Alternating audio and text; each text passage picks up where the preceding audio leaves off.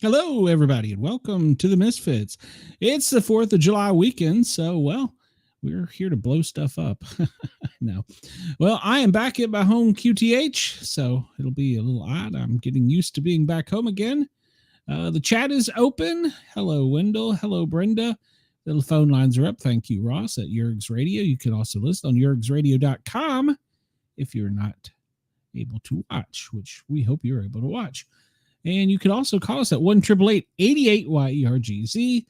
And thank you to the Parapost Network. All right, well, let's see who else I got hiding back here. I got the beautiful and talented Cheyenne. How are you? Hello. And hello, Nicole. How are you? Welcome to the chat. Thank you for joining. Please like, follow, share, and subscribe and all that fun stuff. I can change that while I'm looking at it. I'm exhausted. That's how I am. I have been on the road all day. Just mentally drained from yesterday. Yeah, I've been on. Oh, everything okay? It was my last day at work. Well, I mean, that could be a good and bad thing because you're advancing your career. Well, good in that sense, but Lord, we were all crying all over each other whenever we left. Well, I don't know what to tell you. I hope that you're happier in the long run, though. Well, hopefully, but I had some of the best teammates I could ask for. It's always good to have a talented team surround you and a team that supports you. You're always here for me, so I appreciate everything you do. And she says she can't. Brenda says she can't hear Shay. I hear you loud and clear. And there is Luke, the legend. Hello. How are you? Welcome, Wonderful. Luke. How are you? You ready to throw your computer? We're just bitching about how bad our day's been. So how bad has your day been? I feel like I'm gonna.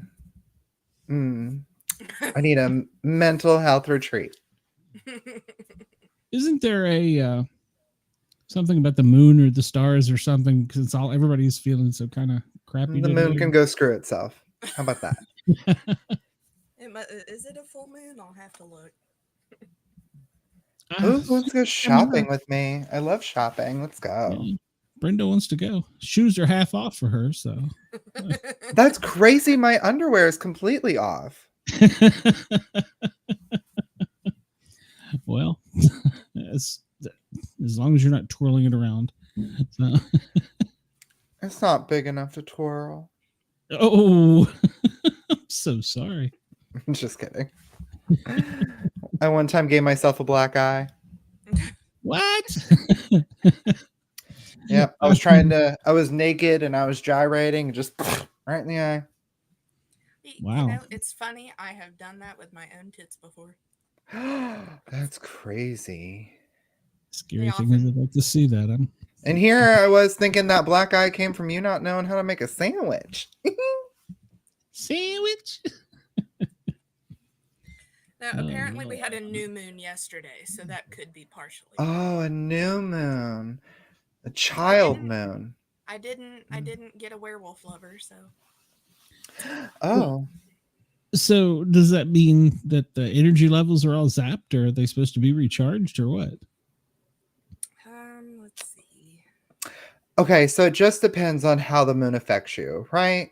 So, for instance, my ruling planet is the moon, and the day that I was born, the ruling planet on the day I was born is also the moon. So I'm a double moon, right? On top of that, the year I was born is also ruled by the moon. So I'm triple moon. So I'm totally screwed up. And the day I was born, the moon was like a waning crescent or whatever, closer to a new moon. So whenever there's a full moon, the only time I get sick is during a full moon. The only time something super bad happens to me is during a full moon.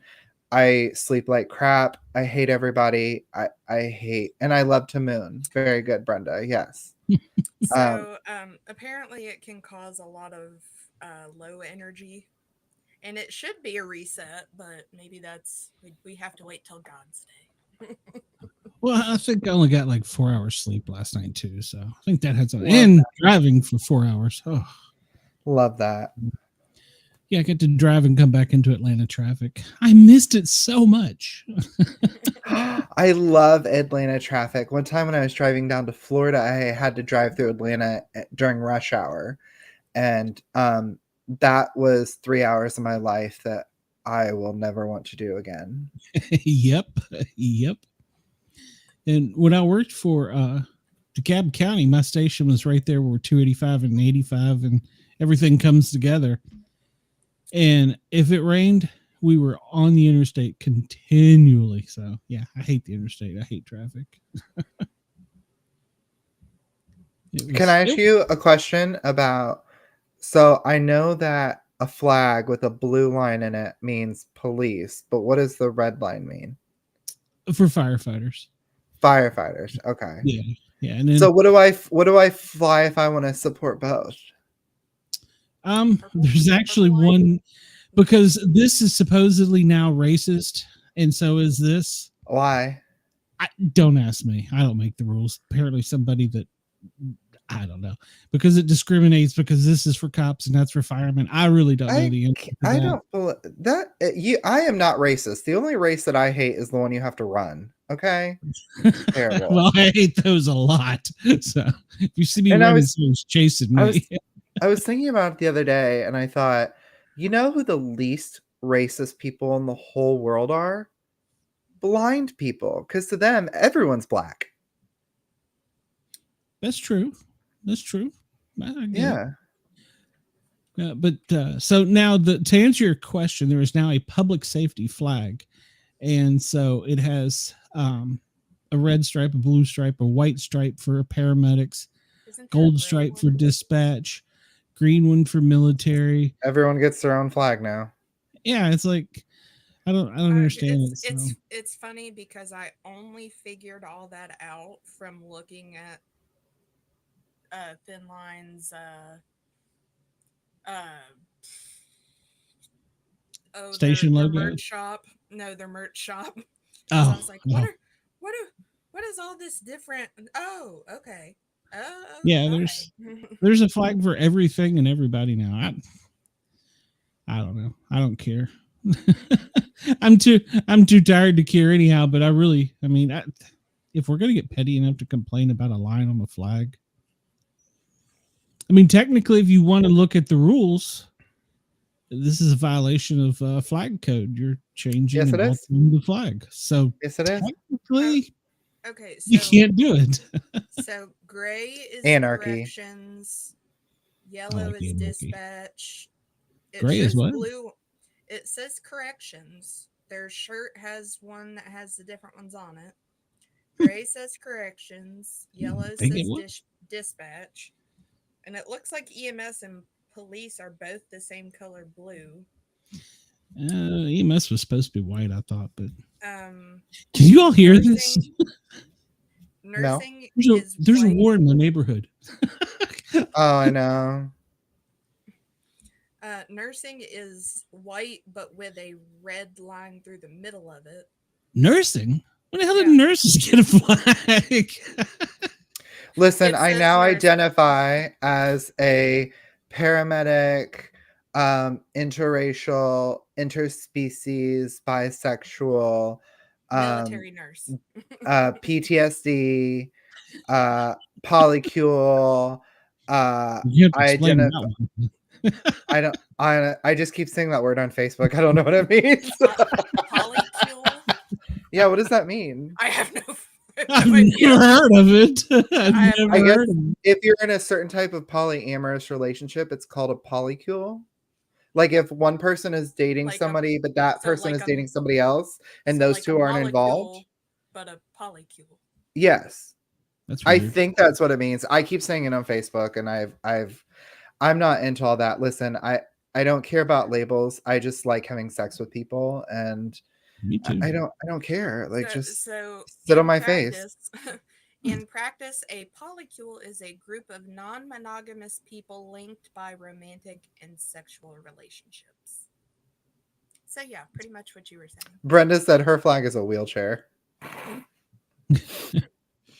Yeah, didn't one-legged people get their own flag? Just one What's stripe?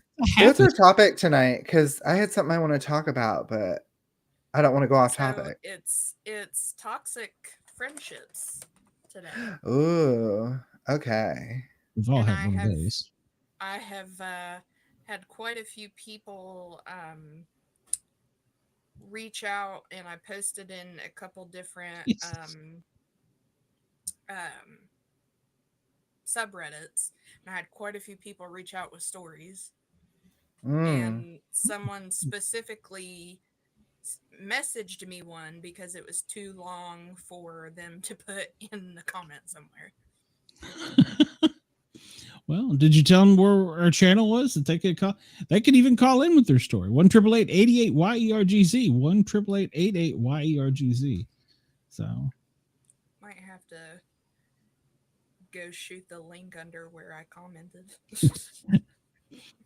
Wendell wants to know, is there ever a topic? Well, Sometimes. usually. We try and we put one out there, but sometimes it just doesn't work out.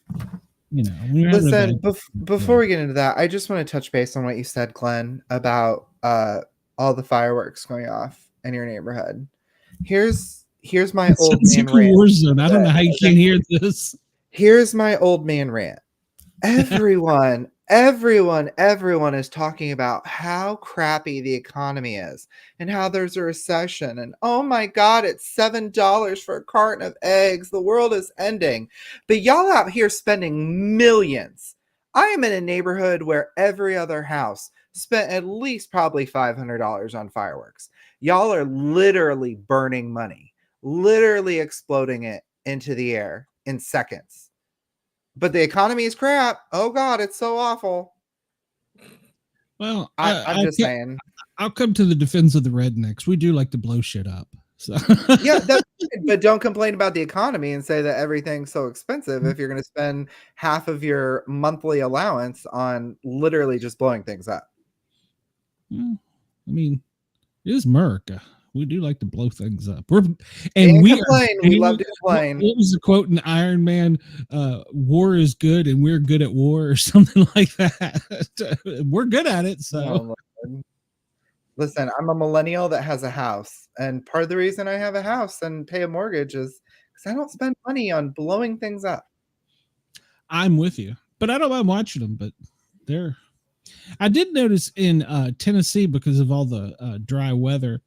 While I was up there, they have drone shows now, which I watched one, the Gatlinburg, because they took off. I don't know if you've ever been to Gatlinburg. There's like a little mini Space Needle, and they took them all off from the top of the Space Needle, and it just looked. I thought it looked better than real fireworks. It was pretty dang cool. I saw one that was like in the shape of a dragon, like all the drones, and the ones on its wings shot out sparks. And I was like, that's really cool. I liked that.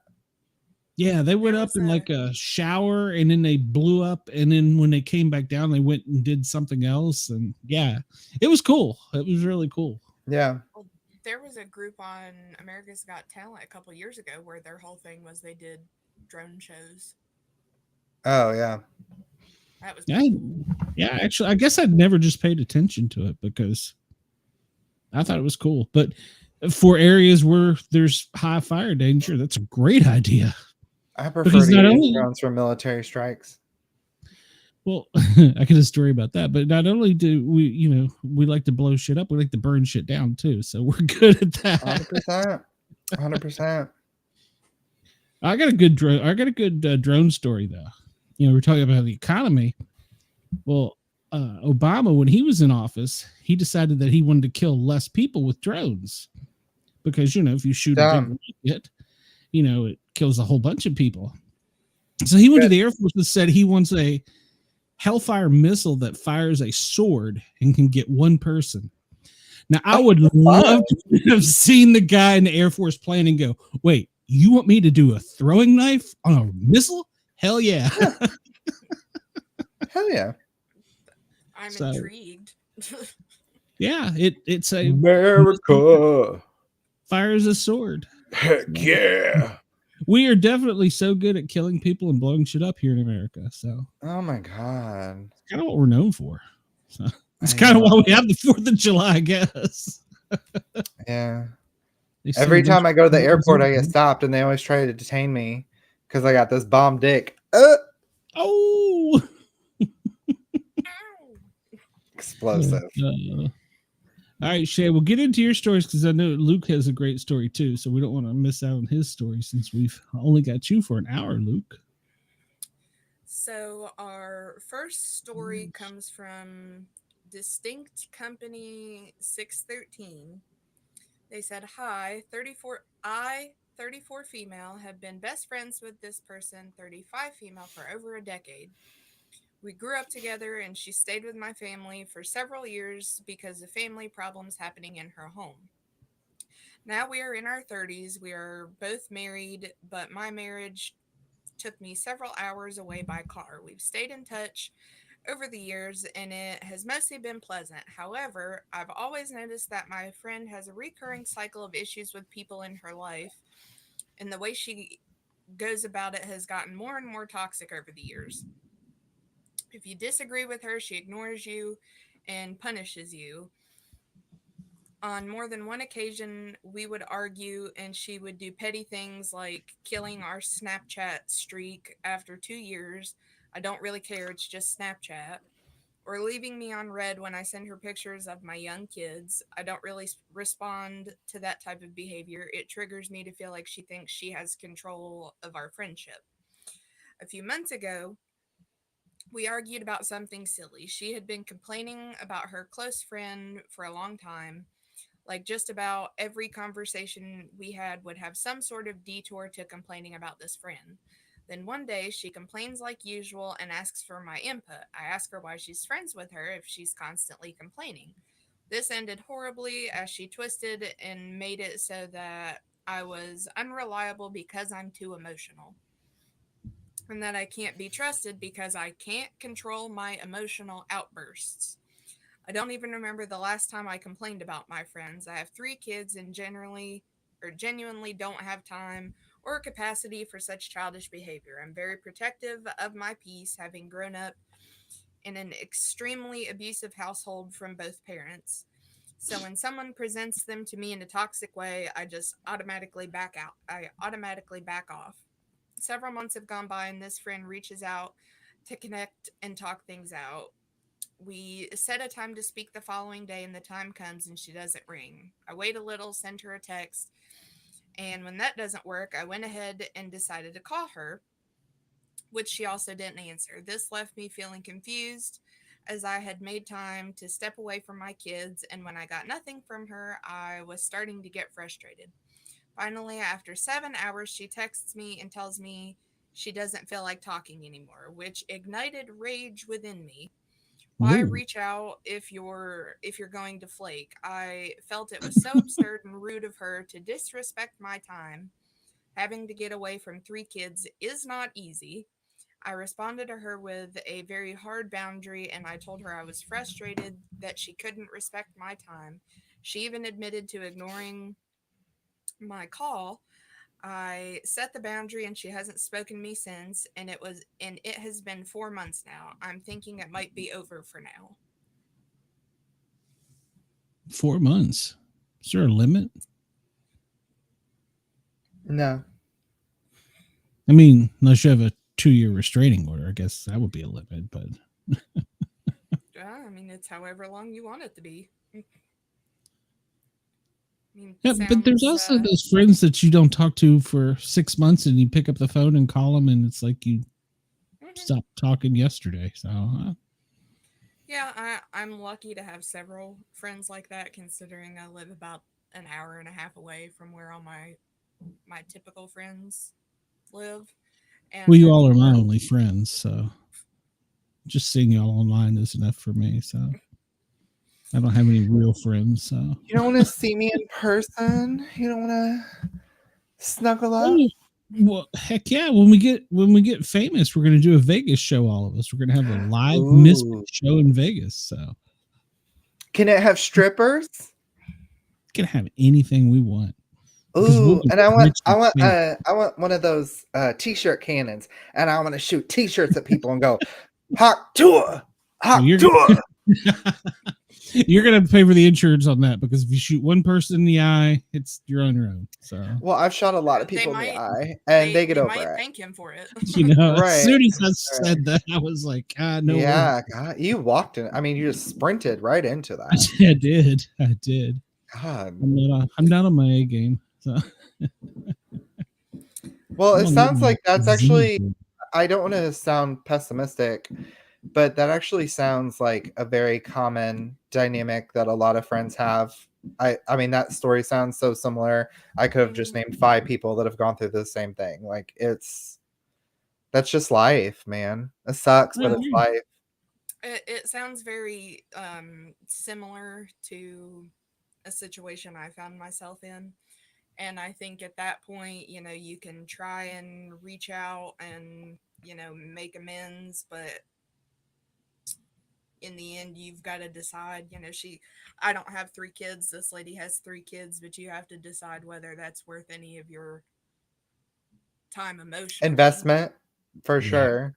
I mean, honestly, the writer of that sounds like she has a lot of emotion and care and love for this friend, and Hmm. she's struggling mentally with growing and moving on in her life. It Whereas can it be seems hard. the friend doesn't seem Yeah. to be in that same, Reciprocate that. Yeah. So which I can speak on this. My best friend of 18 years now, 18 years, is moving this week to Tennessee, 6 hours away.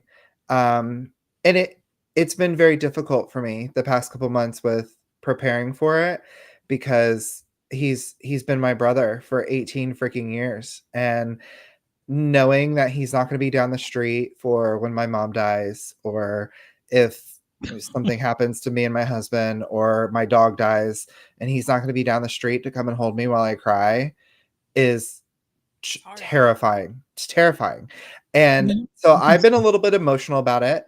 However, I think that he likes to try to avoid emotions, and he doesn't want to face that. So he's been rather cold and heartless because I think that he thinks it's easier if we have like a break, almost where it's almost like a, well, blah blah, like. So he's made comments the past couple weeks like, well, we don't really hang out anymore, so it's not a big deal, like, No, and it's it's a big just, deal to me. it's a very big deal.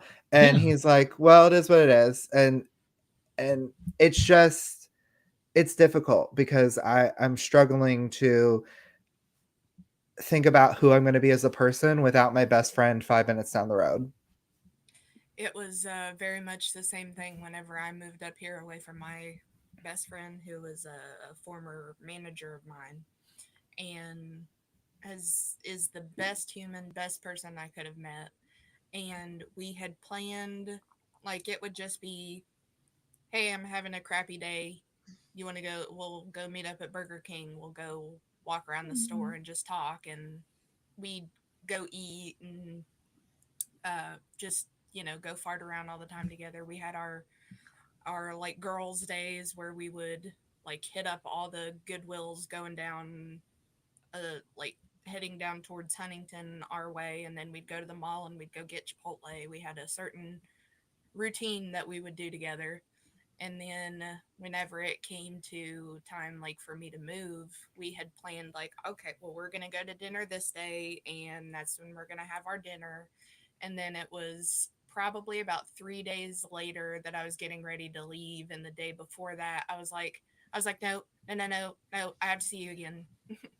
And we were both just, she's one of those two that's not very emotional. She's the more level-headed out of the two of us, and even she was just like, I was hoping that you were going to call.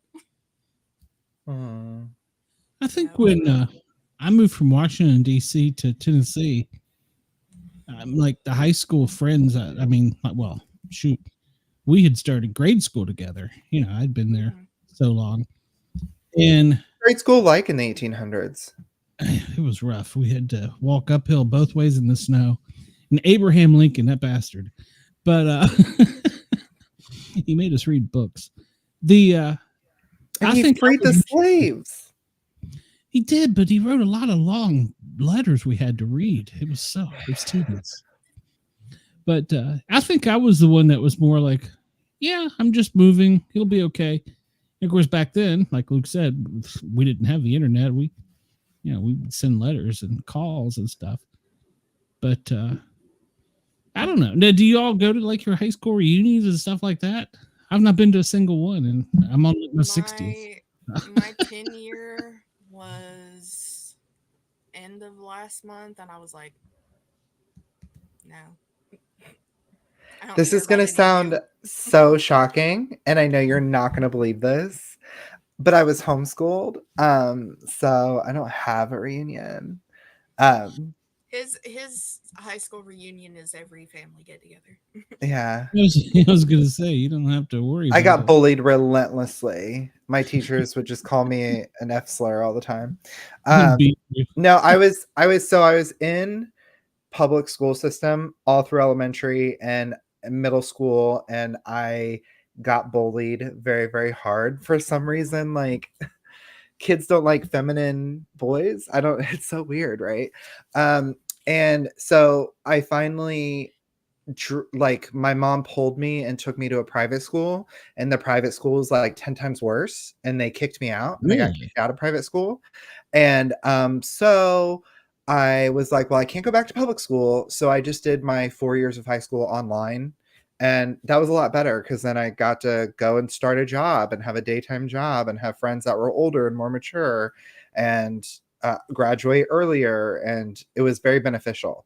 So I see kids online, I see people my age online that I went to like elementary school with. And it was really weird. The other day I was with my husband at like a boat sport and travel show here in Indianapolis. And I was walking around and I legitimately saw somebody I went to like first grade with, and he was married and he had 2 kids. And I was just like, the last time I saw him, he was 7. Like, this is, so it's very weird being old. Yes, it is. I still have like that little tiny handful of people that like, I have a childhood best friend that my mom used to babysit her before we were in school. We were in elementary, middle, and high school together. We graduated together, and she's that kind of friend that like, it'll have been nearly a year since we talked, but we'll pop up somewhere and happen to be at the same place. And I mean, we've been friends literally my entire life. So she's that kind that it's like, you talk to her like you just talked to her yesterday. Yeah, I have a friend like that. True story.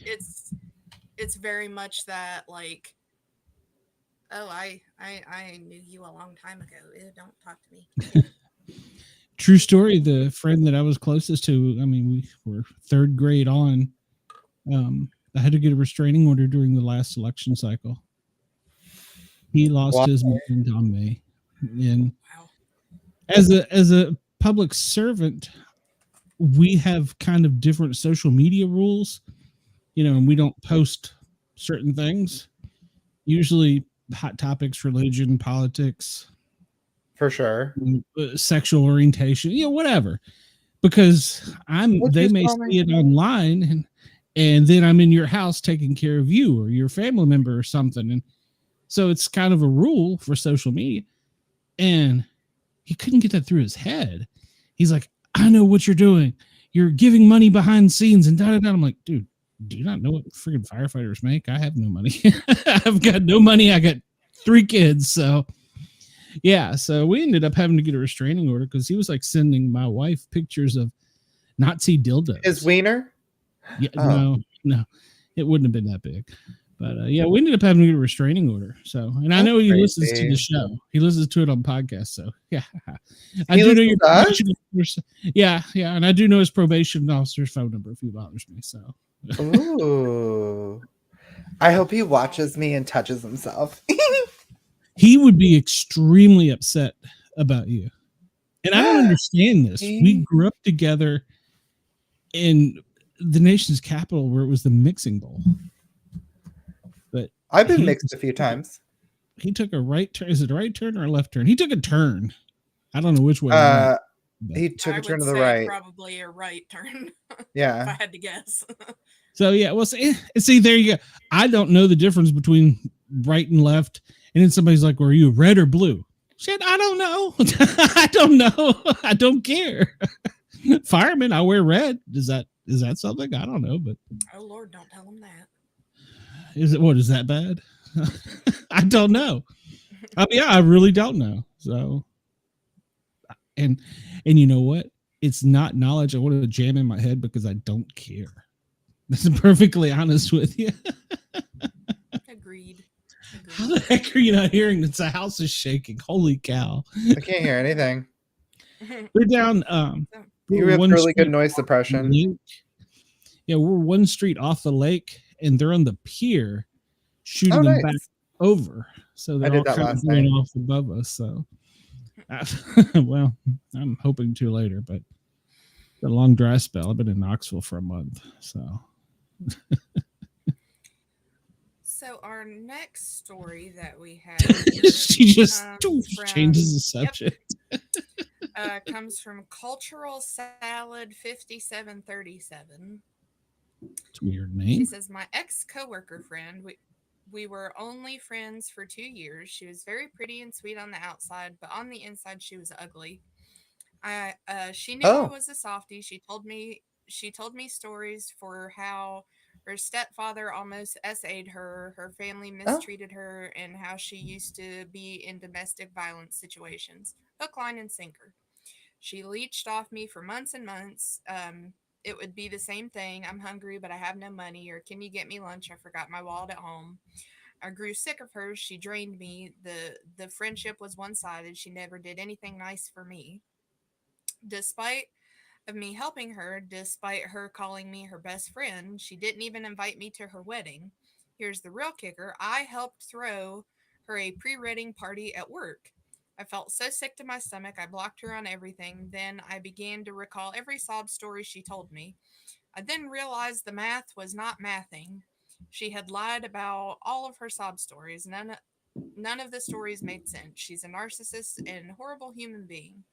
She got her karma. After the wedding, the husband divorced her within less than a year.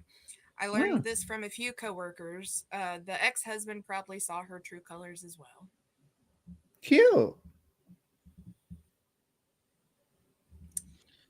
Yeah, she planned all of her stuff, and the wedding stuff. Is that what she said? She planned all of the wedding stuff for her, and then she helped throw her a pre-wedding party at work. Oh, okay. But then the friend was calling her best friend, but didn't even invite her to the wedding or anything. Yeah, no, that friendship would be done for me. Yep. Sorry. Yeah, it seems a bit much. Yeah, I think that she should just cut bait and move on. Yeah, I dealt with a very small piece of something like that, and then I was like, yeah, no. Nope. Oh, I did hear that part. Oh, you want to hear something fun? Is I asked somebody that I was a coworker that I was growing close to when my husband and I were trying to have a baby. I asked her if she would consider being a surrogate. and she said that she would talk to her husband and think about it. And she chose our engagement party to announce to us in front of the entire party that she was not going to do it. Like made a public display out of it? Yes. They were going around and they were playing a game of what's your favorite memory of Luke and his fiance, blah, blah.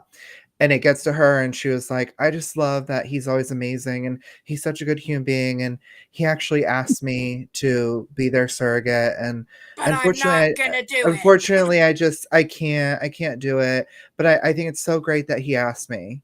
Well, that was the first time me and my fiance, we were like, it's somebody that I worked with, and everyone at this party was just family and friends, like really close friends.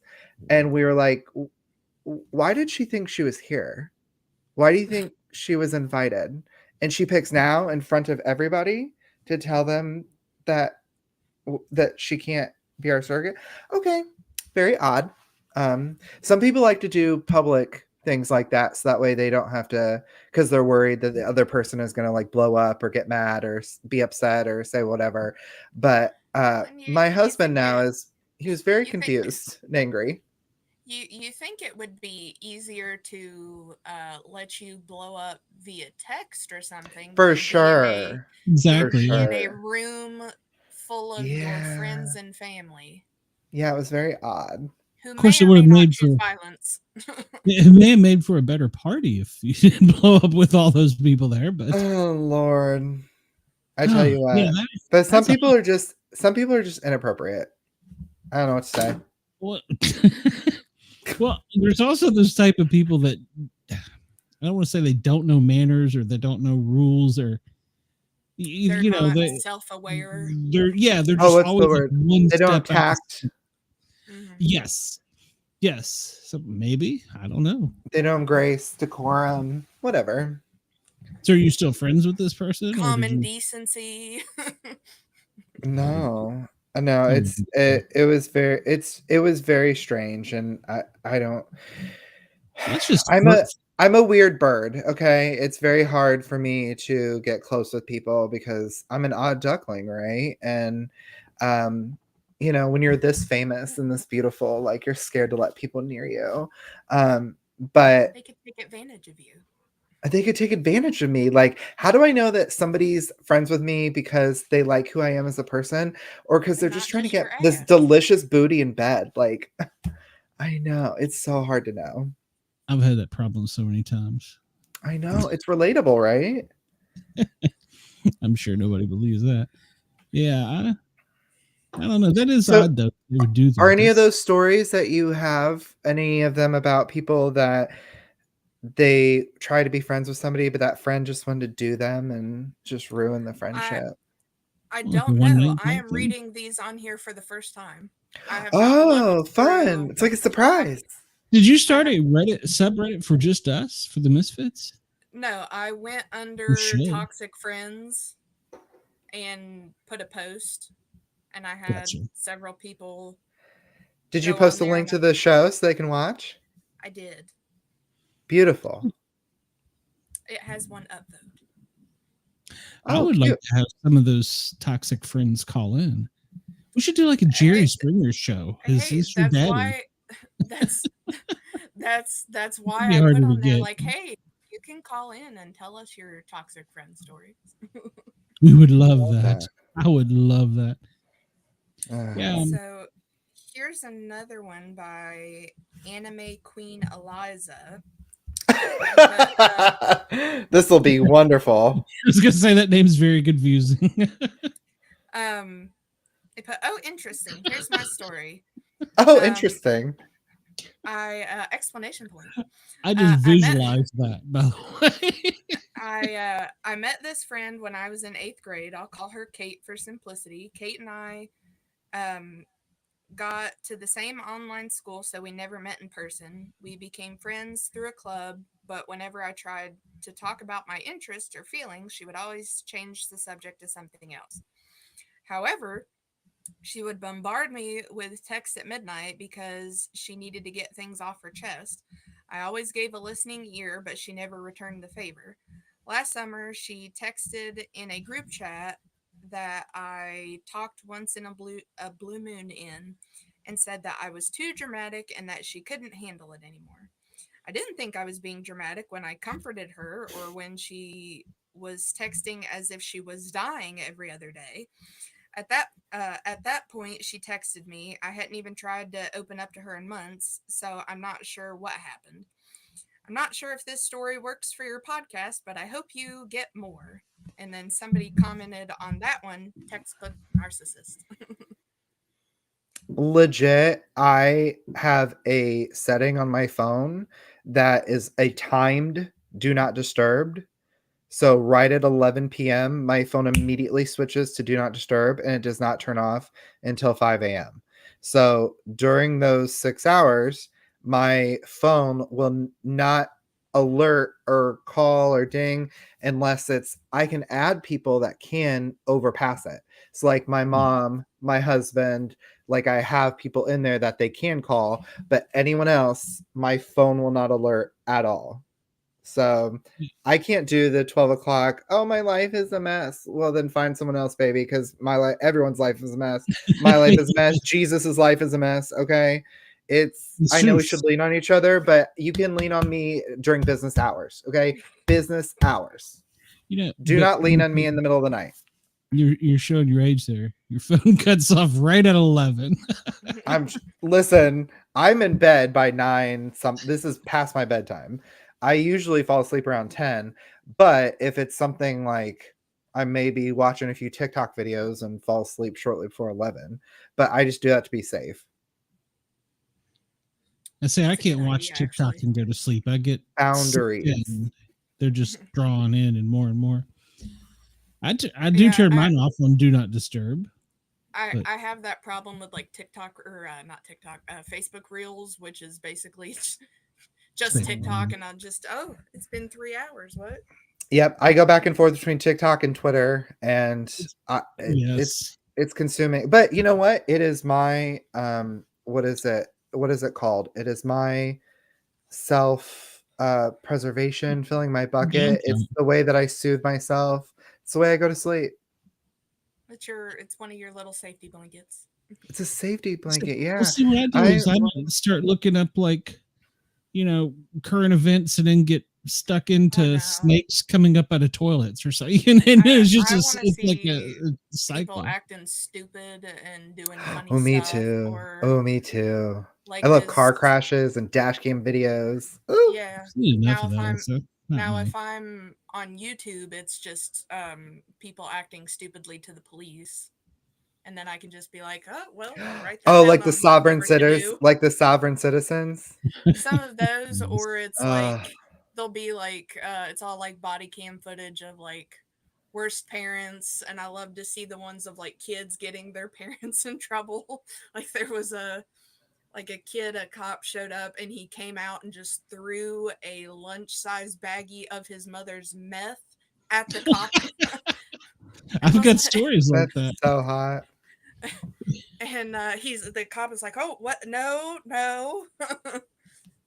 And the mom is like, he took it out from under the dresser and then just hid himself in the bathroom for like an hour. Glenn, have you ever have you met a lot of like gay police officers? I wouldn't say a lot, but more you've than met two. Yeah, like do you still know some of them? I guess Facebook friends, but not like. Do you have like their numbers in your phone or anything like that? I don't think so. No. See, that's a weird dynamic between the cops and firemen. I am. You knew it. You caught me. No, there's a weird dynamic between the cops and the firemen. See, we love to hate each other, so it's kind of like we're trying to. No, I mean, he's trying to protect them. Probably one or two. No, it's if he needs a late night cuddle. That's all. Well, if you still have them on Facebook, if you could just send me their profile, that would be great. I just want to talk to them for research purposes. Okay, I think I could do that. I'll have to go back and look and make sure. But I'm writing this paper for school right now, called "How Many Positions Can I Do While Being Handcuffed?" And I just think that they would be like really helpful with that. I would like to read the final synopsis. Strange story. I took a class on how to get out of handcuffs. Why would you want to get out of them? That's so weird. I have to be like, no. You're going the opposite direction, honey. Sorry. I got these weird friends that have like handcuff keys in their shoelaces and in their belts and stuff. And I'm like, Ooh. You've never broken the law. You don't break the law. Why the hell are you worried about that? Why do you buy a belt that has a special spot for the key? I mean, not only that, but do you know how many times I have intentionally done something illegal in front of an attractive cop trying to get frisked and still nothing? Nobody has touched me, and I find it highly inappropriate. I find it homophobic. I know that Pride Month is over, but if I commit a crime in front of you, the decency that you can have to uphold the law of this great nation is to at least pat me down. Feel up the booty cheeks. For sure. Listen, it's not gay if it's TSA, okay? You know, you need to get a shirt for that. There was They have one. That's where I got it from. There's this one young female police officer that I thought was particularly attractive, and I saw her when she was a recruit because she got sick on duty, and I had to go take care of her. And I saw her at work occasionally, and well, they had to get maced and tased and all that stuff, and she had a bad reaction to some of that. And so I'd see her occasionally. Well, one day I decided for no apparent reason to drive into the back of a pickup truck on, interstate. And so who shows up? But it's her. And I'm like thinking, I know I'm guilty. I drove in, I rear-ended somebody. It's not Luke. And so it wasn't nothing, but it did happen. And she comes up to me and she's like, near tears. She's like, I'm sorry. I've tried every way in the world to get you out of this ticket, but I can't. And I'm like, why? I'm guilty. I did it. And she's like, well, you've been here for me as a friend and you've taken care of me and blah, blah, blah. I'm like, but I'm guilty. So it was a really awkward dynamic after that. Did you try showing her your boobs? I did. I even assumed the position. I was like, I'm guilty. So. So sad. Yeah, it was an expensive ticket. As a paramedic, did you have to get tased and all that stuff? No, but we did go through a mace class, but we didn't have to do the police officers. They're going to take us like a, this is going to sound bad, Luke, a squirt to the face. They got to take it to the face. Yeah, they got to take a squirt to the face. Where do I sign up? With this, they just like they've got some on their finger, glove finger, and like put it on the end of your nose. So you can smell it, and it's some of that stuff back in like a cop out. I didn't want to do it to start with, but I was kind of talked into it. But yeah, I didn't get tased. I did not ride the lightning. So well, speaking of tasing, my husband said that he didn't feel a connection anymore, so I tased him. I was like, Zzz! So I'll ask him again when he wakes up how he feels. There's a connection now. It was funny in the time of that I worked at Goodwill, some of the weird stuff that we would get in, and we got a box that came in, and I was like, and whenever I opened it, I was like, well, this looks like a can of pepper spray.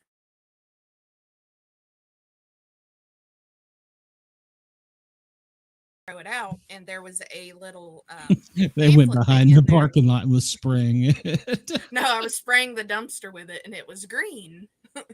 But then I was looking it up. So what it is so that if you pepper sprayed somebody and they were trying to wipe it off, it would make their face green, so that you could just be like, hey, go look for the green guy with the green face. She was trying not to be racist. She was like, I can't. What can I say? Can I say that? Go look for one of them Wizard of Oz characters. Yep. Go look for Elphaba. Jennifer says hello like 100 times in the chat. Hello, Jennifer.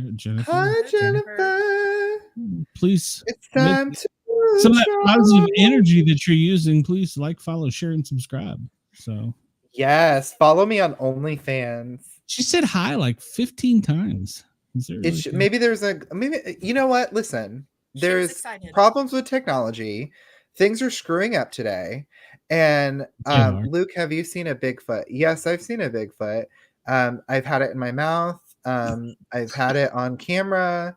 Oh, you're talking about the guy.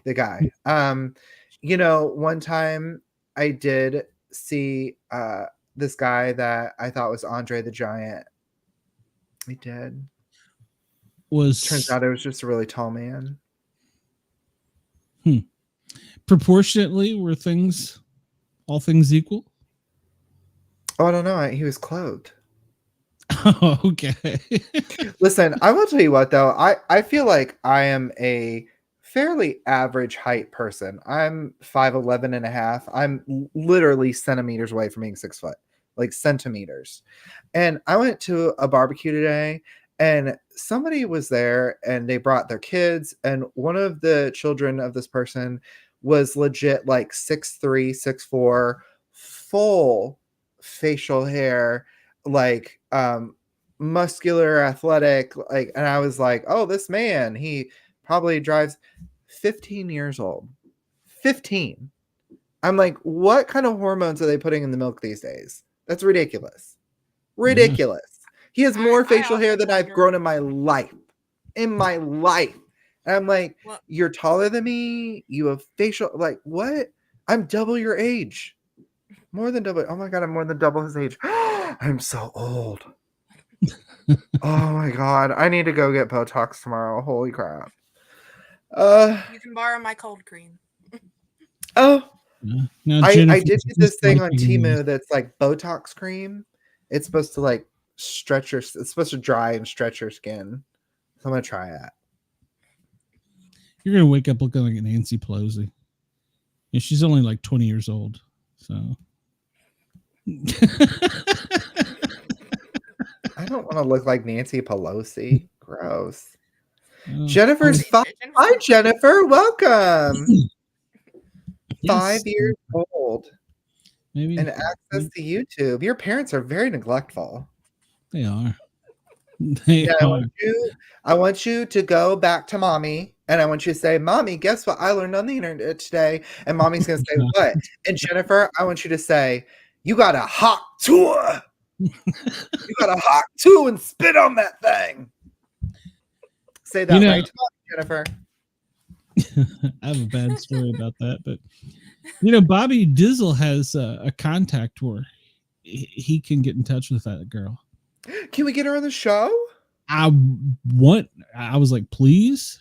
So I would love to like break down and dissect the entire overnight sensation of being a viral meme, because she had so many horrible things happen to her. She lost her job. She has people ridicule her, and she's struggling to find a job from what I read. Like, I don't know if that's true, but it's like, and people are like saying negative things about her, and it's just crazy to me. You're just some innocent, sweet girl trying to have a fun night out with friends, and suddenly the whole world is making jokes, but they're also shaming you, and it's negatively affecting your life. And I want to dissect that with her and understand the psychology of, how you navigate that.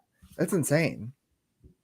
Yeah, I would like to get her on. I'm hoping Bobby helps us. I think this would be the perfect show for it too. Absolutely. My friend Shannon was the one who told me about that. Okay, I heard that. I heard that. The whole house is shaking. Heard that one. But with Shannon doing her interpretation of it, because she sounds so Southern, I expected whenever I went to watch the video, her to be as equally Southern, and she wasn't, because when Shannon does it, it's really thang. Dang. And I was like, no, you should. I feel like it's so crazy to have the internet and what we've done as a society to where something overnight can completely change somebody's life so historically. It's It's Yeah. insane Well, to and it me. Just either insane. be and it either be, okay, now you're making Now you're millions because of this famous. one thing you did, or now Yeah. See, Well, that's my biggest fear is that one day I'm going to get in an argument in a parking lot because I'm going to have a bad day and I'm going to be stressing and I'm going to get in a fight with somebody and somebody's going to film me and put me on TikTok and I'm going to be a male Karen and I'm going to lose my job and I'll never be able to get another job and I'll just have to unalive myself. and this is why in public safety we'd never put anything on our social media. You put on there, I don't like chocolate ice cream. Somebody's gonna, oh, what's wrong with you? So yeah. Listen, I'm open to people's viewpoints. Listen, I don't care if you're a man or a female. I don't care if you're transgender or cisgender. I don't care if you're bisexual or not a liar. But what matters to me is if you put something online that says that pineapple belongs on pizza, you should be shamed. You should lose your job. You should be cast out of society because that's freaking disgusting. And I don't want to hear anything different. Sorry. and you Bye. will then I be agree. stoned. It's like putting pickles on a burger or chicken sandwich. It's like putting pickles in a milkshake. Like, what are you talking? Like, no. Pineapple. When you get I just when wish you I had get a button. flaming bag of dog crap on your doorstep, Well, Just it wouldn't saying. be the first You time. deserve all of the doxing you get. Wendell says he's watching 3 shows at a time. He's only got 2 eyes. Well, the brown eye. he didn't say what the other one Three. was watching. Right. That's probably this show. Yeah. Well, Luke, you've only got a few more minutes, and I know. But you the are next time you hardest see working me, man I know. I'm going to have a full head of hair. Tomorrow that, morning's my appointment. that quick? That quick. Tomorrow morning's my appointment. Bloop, bloop, bloop. Cool. I'm excited for you. Are you So nervous? is it gonna be something you can like take off, or It's going to be like super glued to my scalp. So it comes off over the course of like 2-3 weeks, depending on how good I take care of it. And then I have to do a process where I clean it and re-glue it and put it back down. so you're basically getting it works like a wig pretty much. It's like a toupee. Yeah. It's a wig. You're But wig it's gluing like it. it's wig gluing it. Yeah. And it's going to be like super glued to my freaking head. Oh, I thought you were getting where they go in with the needle and they. I wish. Do you know how Oh, expensive yeah. that crap is? Do you know how Is it? expensive that is? And listen, it doesn't always take. And B, they tell you need like 2 or 3 rounds of it. So for like one surgery, it's like $10,000. Holy So, cow. and you may have to do it 2 or 3 times over the span of 2 years for it to actually like look normal. And that's got to be painful too. No, thank They you. say it's not super painful. They say like there's some soreness. They numb you pretty well. All the guys I've talked to that have done it, they say it's not really a lot of pain. The only bad thing is that for like 3 to 4 months after, you look ridiculous. It Well, just there looks was like a a little girl- weird black dots everywhere. I It was looks gonna say, weird, yeah, it looks like somebody just took you with like a little meat thing and just punched you in the head multiple Yes. times. Yeah, it looks Yeah. very was a- strange. There was a girl that I saw that got it, and like how itchy it became, like right in this general area, Uh-huh. and you can't mess with it or wash it. And then when she was finally able to wash it, like getting she was freaking out because all like the scabs and crap that were coming off of it. Blood. Ugh. Yep. Mhm. So Well, so when I win the lottery, I'll do that. But right now I'm just hairpiece. well, I'm dying to see it. So next week, make sure you wear something fantabulous for us. Always. I ever not? I mean, come on. Let's be real. You've never failed me. I Even do when I'm love having that a bad, shirt. I do need to say this to you. Like, even when I'm having a bad day and you're on the show, I get a laugh. I feel better. So you Wonderful. to me, for me. I don't know. Whatever. Thank you. Fully my husband said those nice things to me. Hey, I don't want any angry husband calling me now. This is why my marriage is failing. They all do eventually, I think. So it doesn't matter if it's a man or woman. It's equal hate. So, all right, Luke, you guys shows between now and next week, or are you just out of here? Oh, nope. I'm just I have a next this coming week is at my full-time regular job. I am putting a gigantic conference for my company on, and the CEO is going to be there. So I'm going to be neck deep in the. And stressed. So It's okay, super stressed, but at least I'm going to have a full head of hair. So there you go. Well, Luke, if you need to Just make relax, sure you don't pull it out. chill. Just listen. Yeah, don't get angry and pull your hair out. That would be an no expensive. promises. Luke, love you. We will see you next week. Love you guys. All right, everybody at WDJY, thank you for allowing us to tickle your ears for an hour. Tune in to our second hour tomorrow night. Same bat place, same bat time. I gotta find a button. I'm disoriented.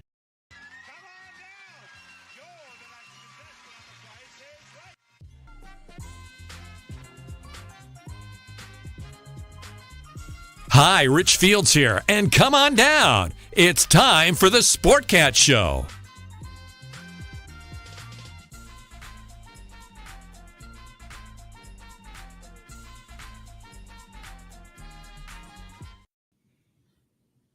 And welcome back to WDJY. You are with the Misfits. The second hour, please remember you can come over to YouTube and find us under the Sportcat shows. Like, follow, share, and subscribe. And you will see us and get the bonus hour when we're not like, I don't know what button I just hit. Okay, I don't know what button I just hit, but that was weird. Did that come out over the air? No. Okay, I'm glad. I'm glad because I'm not sure what it was. So, yeah. But yeah, so make sure to come over to the Sportcat shows, like, follow, share, and subscribe. Or in like Jennifer's case, she could dislike it. So I hate that she's doing that, but everybody has their own thing. So,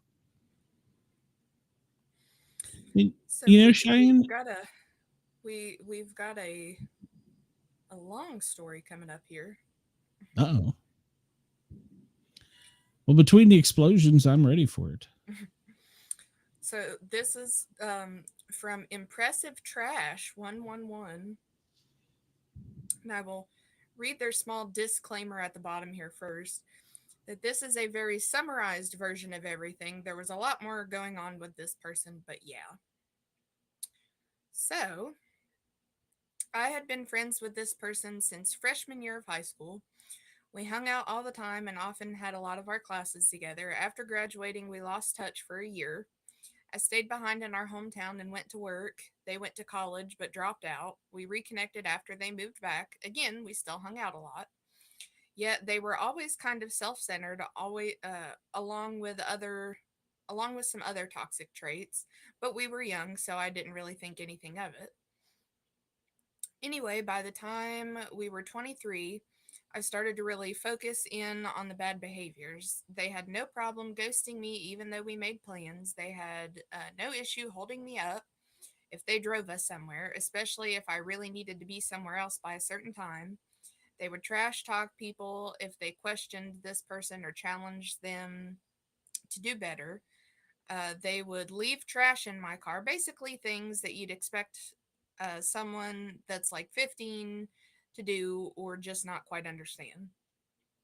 By the time we were 25, I was really getting fed up, especially after they had a bad breakup. They kept trying to get back together with someone that didn't want to be with them. They kept trash talking about the ex in every single conversation for months straight.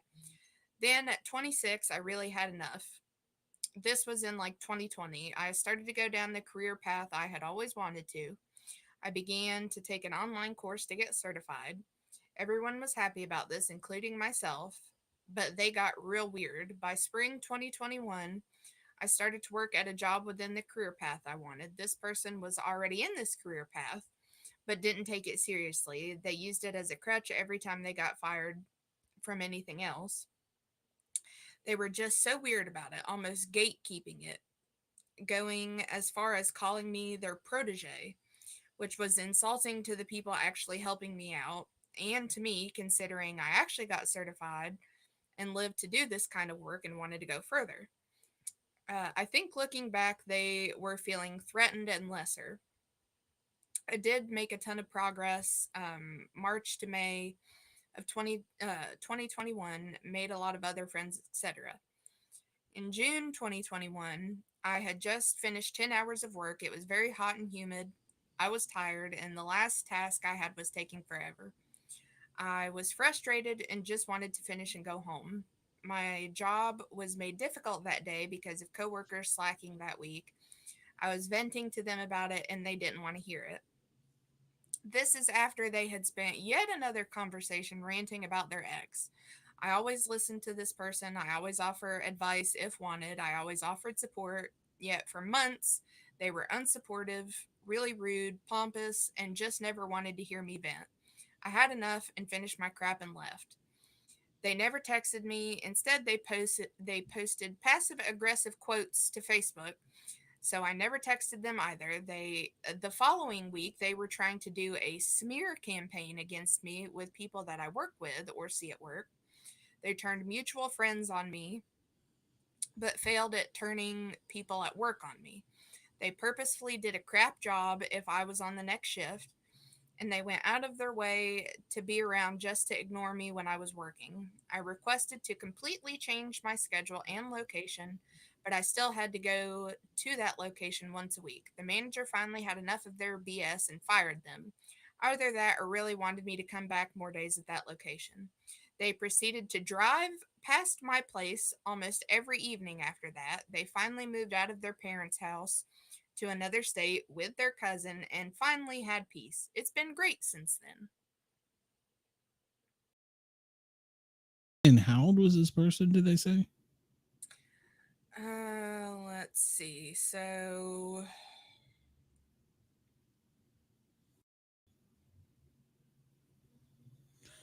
Because it sounds like they were about really 30 young. now. Okay. Well, that's kind of I don't know. That's an odd story. But It's I feel like it's that. sad because I've dealt with a lot of coworkers like that. Yep. Petty. Yeah. That just for whatever reason, like where she was saying they started calling them their protege, which was insulting to the people that were actually helping her. Because whatever reason they felt threatened or lesser. I had to deal with that a lot. Hopefully not at your new job. So Fingers crossed. And something tells me that this job was probably in the medical field. Yeah.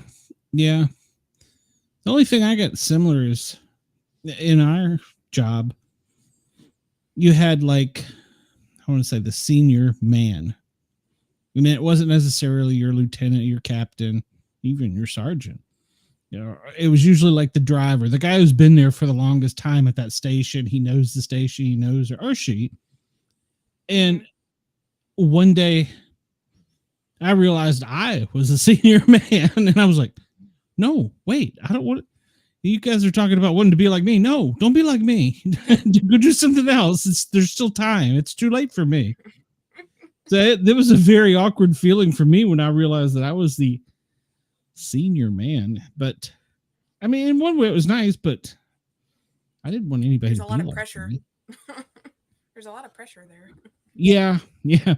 Well, in our job, we have like, we call them like front bumper meetings. So when you haven't done enough to get in trouble with an officer, but you've pissed off the senior man, come up to the front door or the front of the bay. We're going to sit on the engine and talk about your shenanigans. So, so yeah, I got to do that. But I am proud to say most of my rookies are all paramedics now, and probably about 70% of them are officers, lieutenant through chiefs. So I must have done something right, but I didn't do it right for me, apparently, but I did something right teaching them. Well, I think that's like the epitome of this is how I do it, but you don't do it that way. Yeah. Well, we used to say that you're a legacy when you have a memo created about you. I've had a memo created about me, so.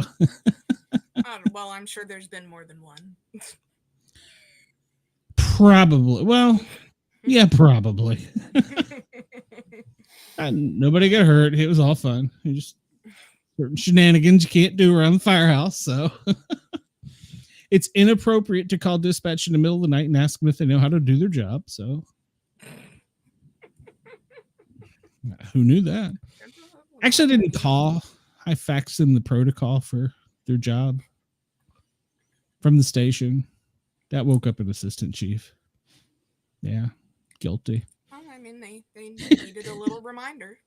And when the assistant chief called the deputy chief, who called the battalion chief, who decided we were going to have a meeting at 3:00 in the morning, which it worked out. I was already up because, well, dispatch wouldn't leave me alone. So he walked in and said, "Did you do this?" I said, "Yep, I sure did." Because the quote on the radio was, "Well, I sent you because you were already up." What? It's not, no. Let me get some sleep. They're already asleep.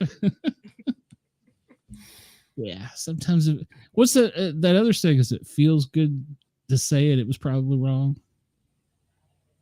Yeah. If it felt good to say it, yeah, it was probably wrong or inappropriate. So yeah, and that's why I was initially talked to about I'm still gonna say my current boss, but it's technically my former boss, her position, and I was like, no. Like, well, why? And I'm like, you ever heard what's come out of this? And that's why I always said I never wanted to be an officer. I said, because I get in trouble too much for saying what I really feel. Right now, they can just be like, "Oh, he's a grumpy old man," but then they're like, "Oh, he's a captain. He's definitely not allowed to do that." Well, and my former boss has a lot of professional years behind her to have more to say what needs to be said, but said it a little nicer to still stand up for us, where I would be like, "No, you're wrong." Yeah, like That's Luke not was okay to talking do. earlier, tact. Sometimes the tact. And sometimes even like we're talking about these toxic friendships, sometimes just tact saying something to a friend isn't even right. I mean, Well, and it's weird whenever like you sit and think about it, because I almost kind of feel like, if they are a friend, maybe you're giving them helpful advice about something, they're not going to take it as a personal jab. but what if they didn't want the advice? Well, I'm saying more if it was like, because we've all had that friend that comments about every part of your life.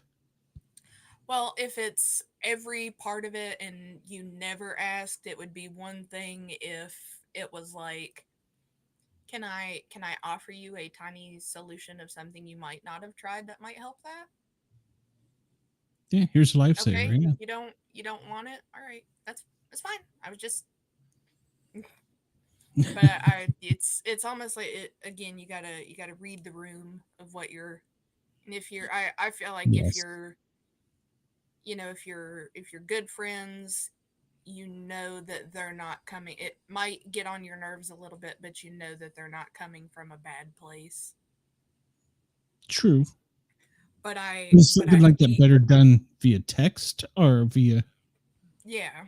Because I get sometimes I read somebody's text like 3 times and be like, that sounds like they're mad or they're hurt or there's some kind of way. And I'm like break down and like call them and be like, what's up? I don't understand this. And usually it's just me reading too much into it. Yeah, I have a way of doing that too, of just like, well, that sounds, excuse you, I was just asking a question. God. Well, I will delete it even on Facebook Messenger. I will delete a message like 4 or 5 times before I send it. Even if it's something innocuous, just because I'm like, I don't want to seem condescending. I don't want to seem stupid, which it's pretty easy for me to feel stupid, but yeah, I don't. And I guess I'm probably one of these people that have this weird thing about I'm afraid I'm going to hurt somebody's feelings unintentionally by saying something. Yeah, I have the same thing, but again, I think that goes down to knowing your friends and them knowing you enough to know that you're not going to say something to purposefully make them mad or upset them.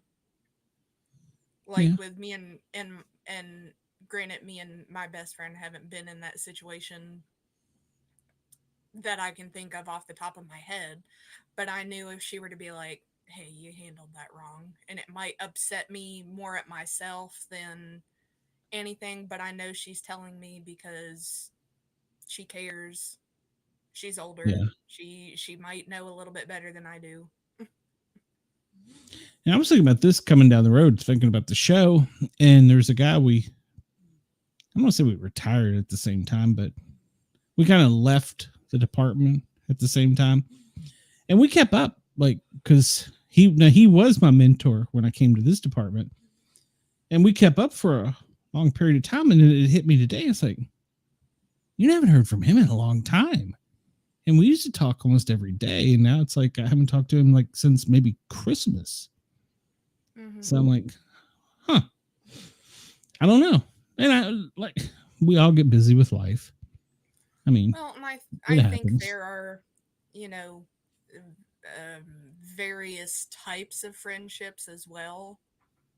Like, you know, like I was saying, that friend that I've had since we were literal infants, you know, I know if, you know, I'm going to be in town and she's not busy with work or anything.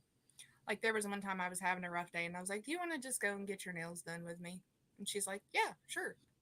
And we hadn't talked in I don't know how long, but we went and got something to eat. We went and got our nails done and just had a day. But I think you have the different type of friendships that are like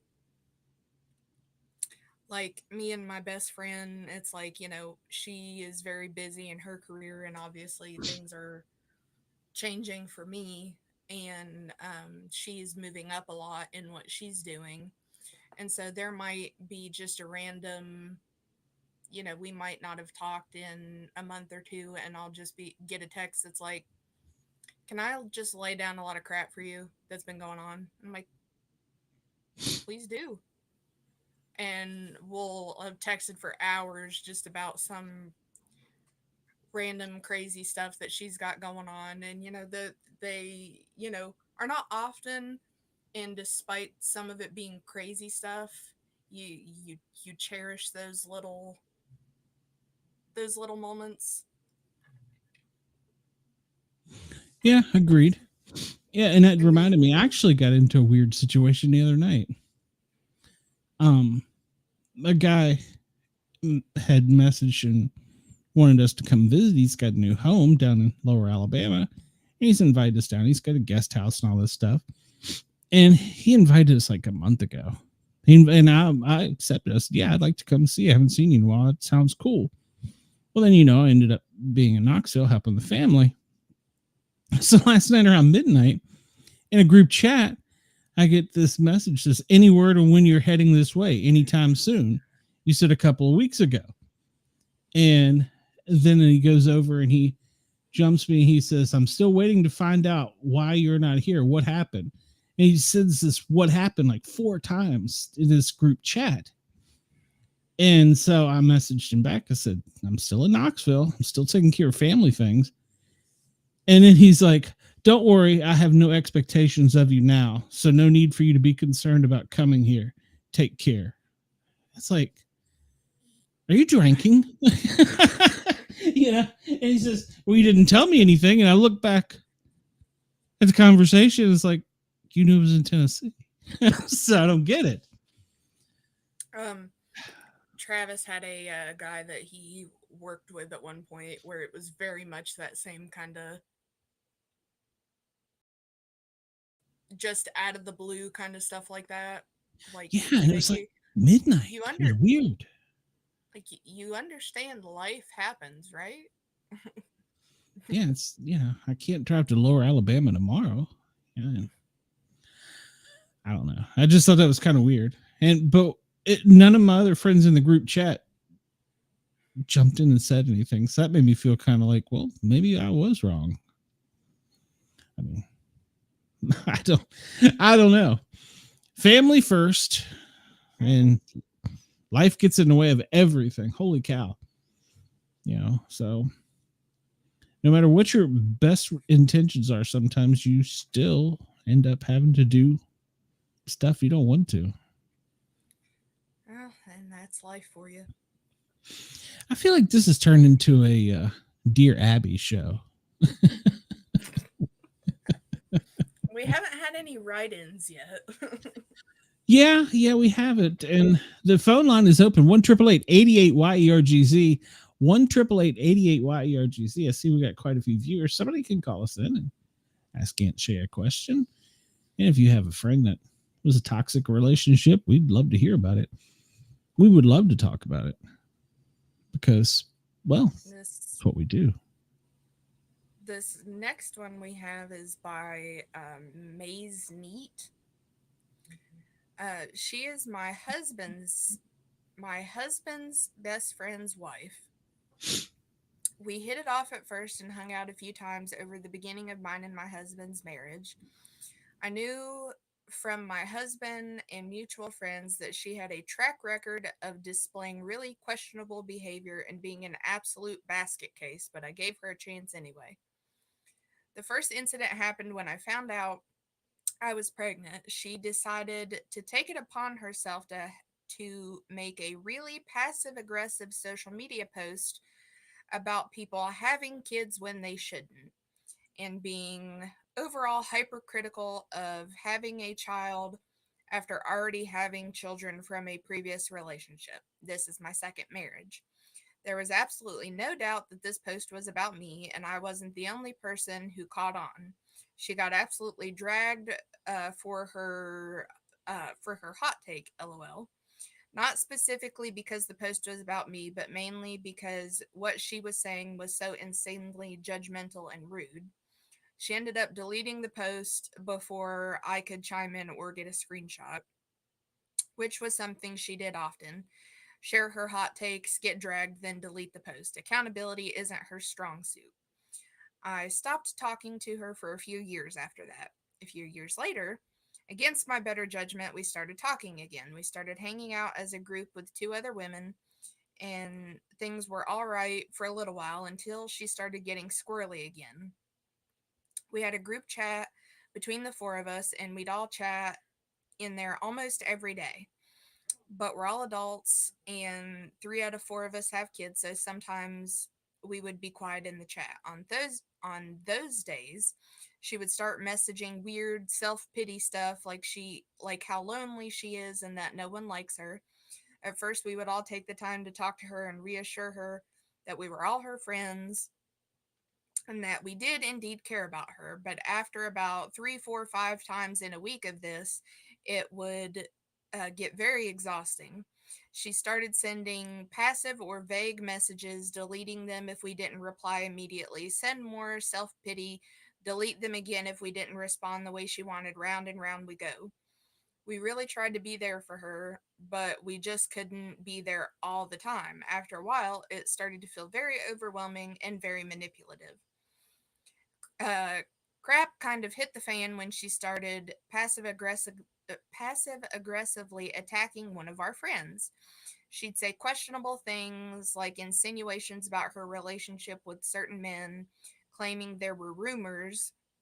When we would question her on where she heard these rumors, she'd reply with, "I just heard some stuff," and refuse to elaborate. That was kind of the last straw for us, and my friend, the one on the receiving end of those rumors, basically told her that if she can't be honest, then to keep her mouth shut, but in more colorful terms. This caused a big blow up. The toxic friend immediately assumed the victim role, claimed she was being attacked because someone told her rumors. Remember what I said about accountability. Uh, Long story longer, we just stopped talking to her, and it was peaceful for 8 glorious months. Then out of nowhere, she messaged us trying to apologize. When I say this was a BS apology, I mean it with my whole chest. It was like a 38 paragraph message about how she's sorry for whatever we think she did. I didn't even respond to it, but my friend, the original target of Toxic Friends BS, did, asking, thanks, but what do you think you're apologizing for? I don't remember her exact response, but it was more deflection. It was really a waste of time to read, honestly. So I left it alone, and true to form, she deleted all of the messages when we didn't reply within like 15 minutes. At that point, we thought that was the end of it, but evidently not. She immediately turned to Facebook and made a pity post. Shocker. In this post, she claimed that she was going to have a spa day because she's been through so much lately, and listed a few things, including constant bullying and harassment from former acquaintances, female dog, we haven't said a single word to you in 8 months. Then a few weeks later, she followed my friend, original rumor target, and her boyfriend around town, recording them and flipping them off.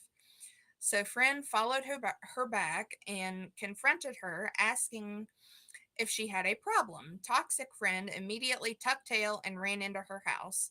Afterwards, this resulted in another post about her installing cameras after being stalked by former friends. I forgot to mention that this whole time I was at the lake with my family, but still somehow was clued in the friends. It became an ongoing joke now. Saw a toxic friend uptown and made eye contact. Guess we're harassing her again. But we're all over her crap and largely just ignore her now. This isn't all of the things that she done. There's so much more, but these were the ones that directly led to the falling out. Well, somebody put it better than me. What a stupid son of a bitch. That to me sounds like somebody that likes the drama. Mm-hmm.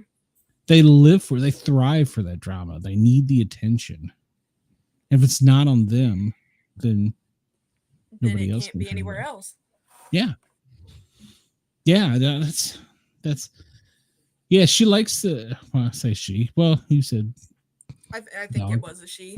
Yeah, you said so yeah, but yeah, it does to me sound like that's somebody that just likes the drama, wants it all to be about them, and no matter what is wrong, you got hit at an intersection coming home from work. Oh, well, that's nothing. I totaled my car and flipped it over yesterday. They always got to one up you. It's Yeah, the first little tiny feel of that pity party bullcrap that brings us here today. No, you're out. You're out the door. I'll give him a shot or two, because sometimes people are unintentional with their, and there are just some people that are, for lack of better words, batshit crazy and have that much stuff go on in their life. So, well, and that's like a train wreck you like to watch. I feel like though those people that have all that stuff going on in their life, it. Oh yeah, you know who they are. Yes. And yes, they you do. are, and it's either there's not really an in between. It's either they've got a lot of stuff going on, they don't really want to talk about it because they feel like they're putting their crap on other people, or you've got to know about every single little detail because their problem has got to be your problem. And that was my comment back to my situation. I don't like to put my business out there. And if I want you to know, I'll tell you. And obviously you weren't in that inner circle and got all the intel. You did, Shay, by the way, but yeah. So, yeah, I don't like to talk about myself. That sounds kind of wrong for somebody gets on here and pontificates for 6 hours or 8 hours, 6 hours a week. So yeah, but I'd rather hear other people's drama. I don't want Yeah, drama. I mean, I She's can't blonde say and maybe mid-40s. I don't know. Sorry. I can't say like I can't say squat. Like you need somebody to tell your drama to. Tell me the Yeah, see, I drama. want. I wouldn't mind like a crazy person like Marjorie Taylor Greene. I'd take that.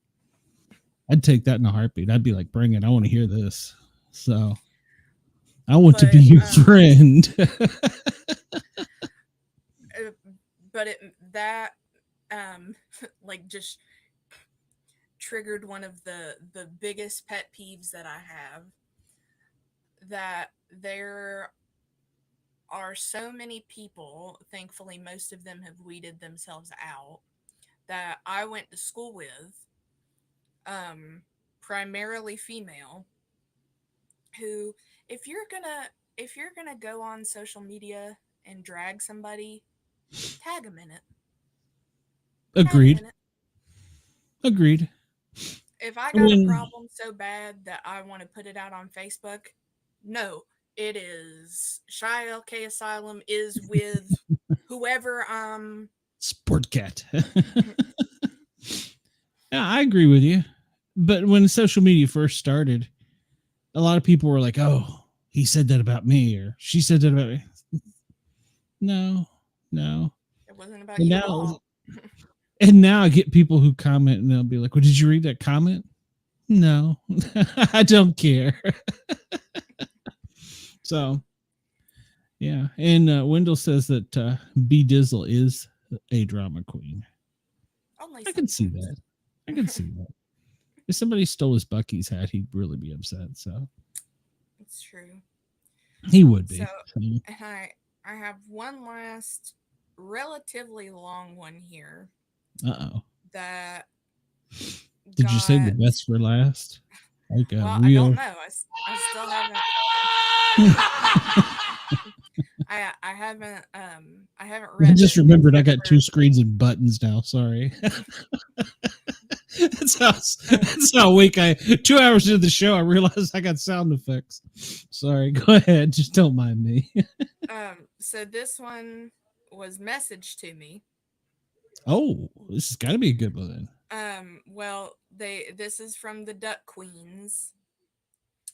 But Plural? hi, so yeah, with a Z. Oh, okay. Hi, so I saw your post about sending stories in and I wanted to share mine, but Reddit wouldn't let me put it in the comments, so I'll try here. I, 14F, met Aubrey 3 years ago. We were inseparable for 2 of those 3 years. Something to know about Aubrey is that she is very narcissistic. Everything is about her all the time. The first year we were friends, we were in a group of 4. It was me, Aubrey, Ellen, and Garnet, all fake names. Aubrey and Garnet didn't get along at all. Aubrey was always trying to belittle Garnet, and because Aubrey hated Garnet so much, she would always find ways to pull me away from them. Like I would be walking to Garnet and Ellen, Aubrey would see me, walk up to me, and whisk me away. And because Aubrey would never let me talk to Garnet or Ellen, we drifted apart, which was hard because I had known them, for years. Next school year rolls around, and I find out Aubrey is in my HR class. HR. Homeroom? Yeah. I'm guessing. Oh, yeah. Did I hang out with the little kids? No, just a wild guess. I was so excited that I had one of my friends in my class, but this school year, something seemed off about Aubrey. She had a more "I'm better than you, and you're never gonna have a friend better than me" mentality. A few months go by, and I'm getting tired of being friends with Aubrey.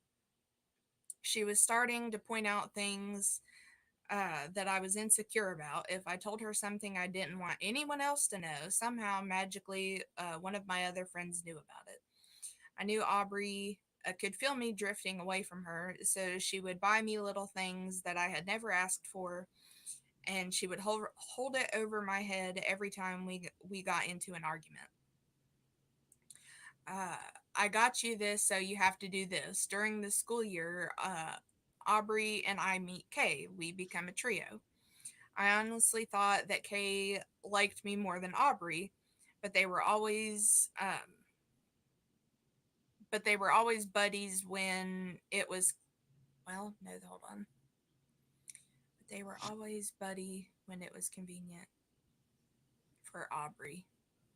Yes, maybe they were only buddies when it was convenient for Aubrey.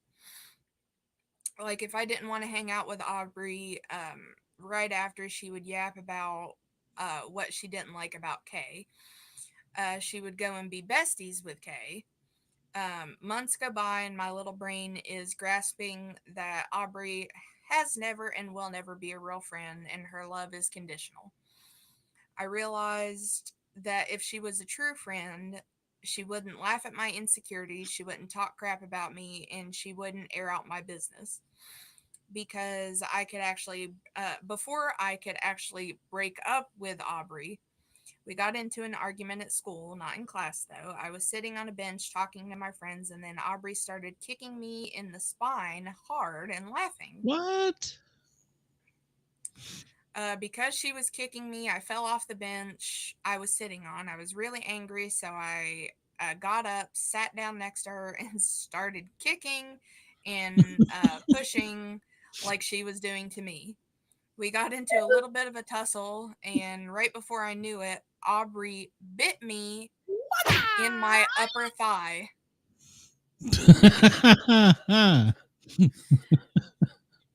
All right. So it's what she has next. Oh no. Oh, okay. No, so this is Aubrey bit me in my inner upper thigh, pee hole adjacent. I kill you right now. After she bit me, she tried to gaslight me, saying she didn't bite me and that it was my fault, and that she only bit me because I was kicking her. I still, almost 2 years later, have no clue as to why she even kicked me. After I just stared at her for a while, she ran away. I then reported her to the principal. She only ended up getting 2 detentions and skipped both of them. So those last few months in school, Aubrey tried to take all of my friends from me and make them pick sides. Aubrey did what she did to Ellen and Garnet, whisk my friends, people who don't know / like her, away from me while we were talking, I guess. Oh yeah, away from me while we were talking. She put taking. Fast forward, next school year starts, and now we have enough background info. That was a hefty amount of background info. You're a loser. At the start of this school year, I was put in a homeroom class with most of my friends. Kay and Aubrey were put in the same homeroom class. Some of my other friends that are acquainted with Aubrey started telling me that she was talking about me, saying things that are so very far from the truth and kind of out of pocket. I have a trans friend named Zach. Aubrey tried to tell him that I was so confused.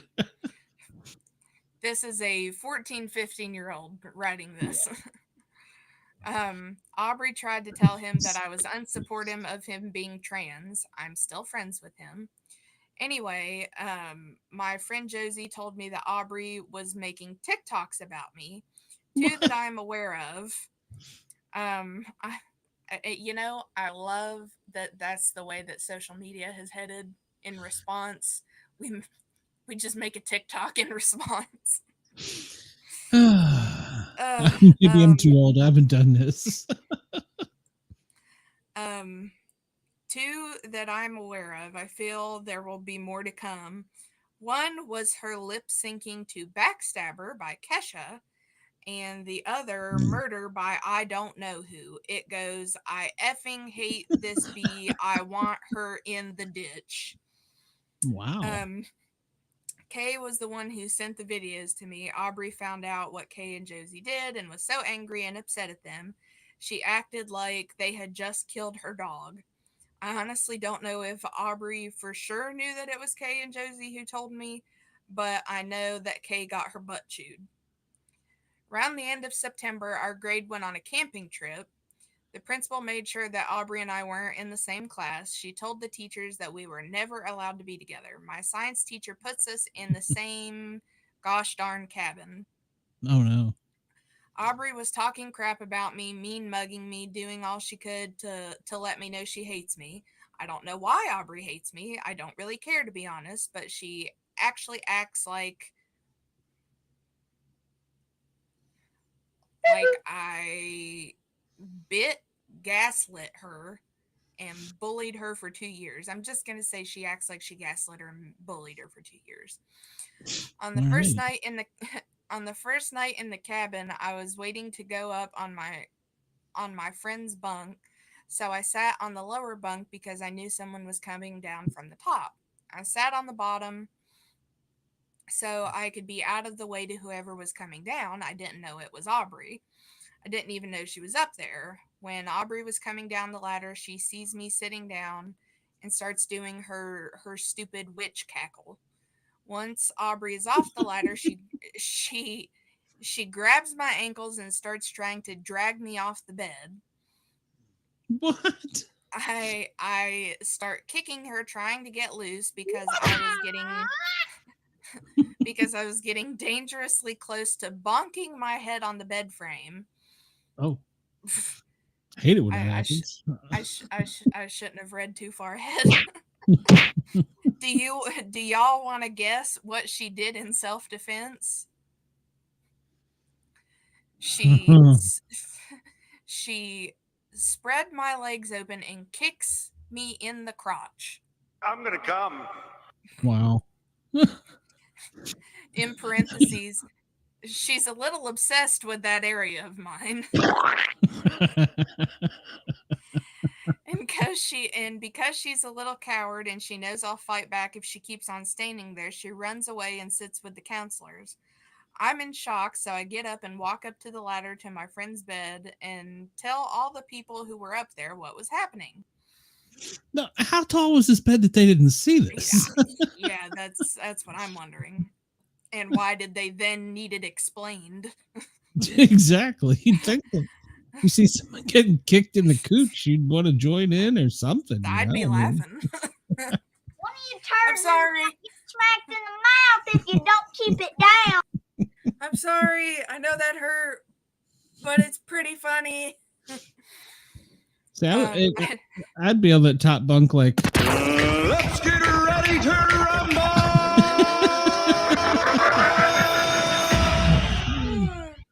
I'd be the kid up there taking dollar bills.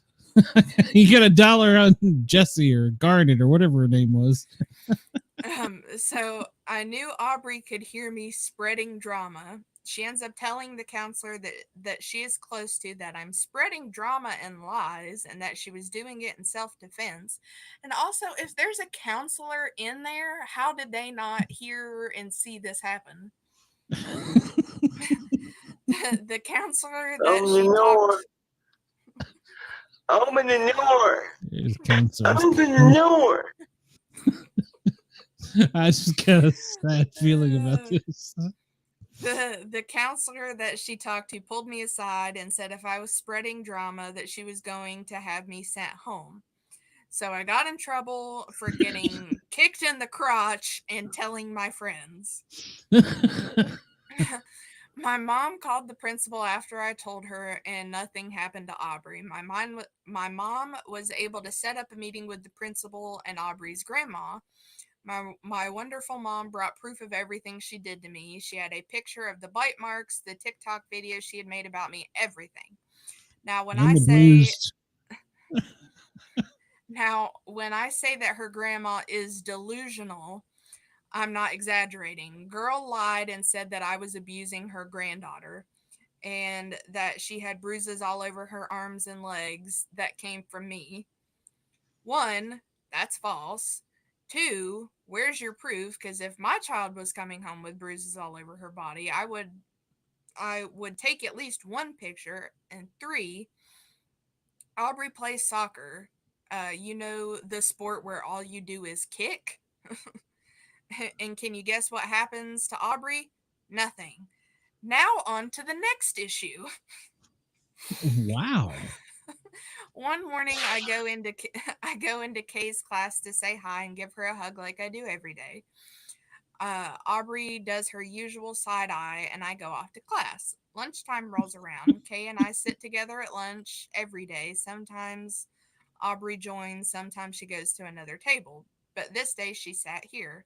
I was messing around with another girl and Kay was laughing. Since I was messing around, I put some whipped cream from my dessert on the side of Kay's face. No big deal, right? Oh no, Aubrey again acted like I had killed her dog. Oh, and there is quoted text after this. Oh, is there pictures? There's not. Aubrey, that's not funny. Me, okay, I think it is. Aubrey, well, it's not. I'm not about to watch you assault my friend. Me, you want to talk about assaulting friends? Aubrey, well, this is why Kay doesn't like you. Me, me, okay, bud. More arguing goes by. I honestly don't remember what all was said because it just blurred together. I do remember calling her a fake narcissistic a-hole. Whoa. By the time Aubrey stopped yapping, it was time to go outside for free time. Aubrey was making her rounds, telling everyone who would listen about our argument, saying how she definitely won. She was so distracted by telling people what happened that she didn't even notice Kay was crying. I did my best Poor Kay. to see if she was okay and apologize that she was put in the middle. Later that day, I was sitting next to one of Aubrey's friends, Bree. Bree is saying, I'm not supposed to tell you this, but Aubrey...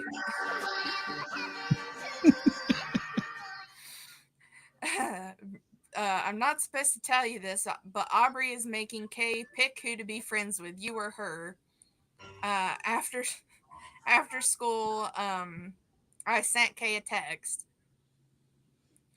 Her text being, you're one of my best friends and no one, not even Aubrey, can change that. I'm so sorry that I have gotten you in the middle of this and that now you are being forced to pick me or her. I know that this is hurting you and I am so sorry. I have never and will never judge you for who you choose to be friends with. If you do choose not to hang out with me, I won't talk to you, sit with you, or hang out with you. I won't take out anything on you because it's not your fault, it's mine. If you choose not to hang out with me, do whatever it is you want. Block me, stop talking to me, whatever. I'll still be here for you. I'm so very sorry, Kay. To which Kay responds, it is not your fault at all. I want to be friends with you. You are my friend by not making me choose. I just don't understand why Aubrey would make me choose if she really is my friend. I don't want to lose your friendship. The next day at school, when Aubrey saw me, she started crying. We're just on like day 3, I think, aren't we? So. Yeah, I don't know. Oh, no, we skipped a whole year. Sorry, my bad. And started talking about me. I know she was talking about me because she was pointing, looking, and was talking very loud. Later, Kay was talking to me and said, can I sit at your other table? I just don't want to sit with Aubrey. Kay sat down at my other table, and guess who follows? Aubrey. How many tables does she have? It's an excellent question. And how was there space for everyone? Yeah, maybe she's a big kid. I don't know. Aubrey saw I don't mean that defensively. Aubrey saw where Kay was sitting. But the truth is, I'm a nice guy. So saw me, mean mugged me, and stomped over to the table. It was a very quiet lunch. Of course, Aubrey was talking about me again. Kay was starting to distance herself from Aubrey and hanging out with me more. And so far, I have nothing else to write about since the school year has ended. I'm sure the plot will thicken because of summer break. So originally, This was a personal message, right? yeah. Okay, all right, just checking. So I originally wrote this and didn't post it about a month ago, as I had predicted the plot has thickened. It was a nice hot day, not cloudy, not too humid. I asked Kay if she wanted to go to the community pool. After we swam around for a little bit, we decided to go sit down and order some food. While we were waiting for the food to get to the pool, Kay said that she is no longer friends with Aubrey. Once the food arrived, we sat down and ate and talked. We talked for almost an hour. Kay was venting about all the stuff that Aubrey put her through. I'm not going to mention all that she told me due to privacy, but I will mention one. Aubrey made fun of how Kay looked constantly. She bullied her style, her acne. She even went as far as making racist remarks about her eyes, saying that they looked Chinese. Kay has sort of small eyes when she doesn't have her glasses on. They're not tiny or anything, but she kept mentioning that her eyes made her look Chinese. Kay is not even Asian, and she would mention so much that it made Kay not want to be seen without glasses. So now she's insecure about her eyes because of that piece of crap. Kay is honestly so darn beautiful, and Aubrey made her feel less than, and that makes my heart ache. 2, this is kind of random, but Aubrey's grandma is trying to get her tested for BPD. 3, Kay had a birthday sleepover, and Aubrey was there. Aubrey doesn't have her own phone, so she would get peeved if Kay or any of the girls were on their phone. She actually took their phones from their hands, but that's not the worst.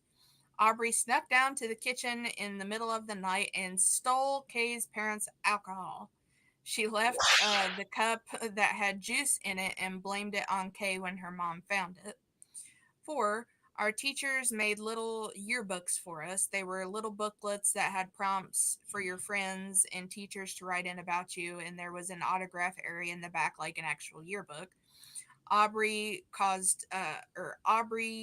she's so nice, wrote in the back of Kay's in the autograph section, "Kill yourself, smiley face, Aubrey."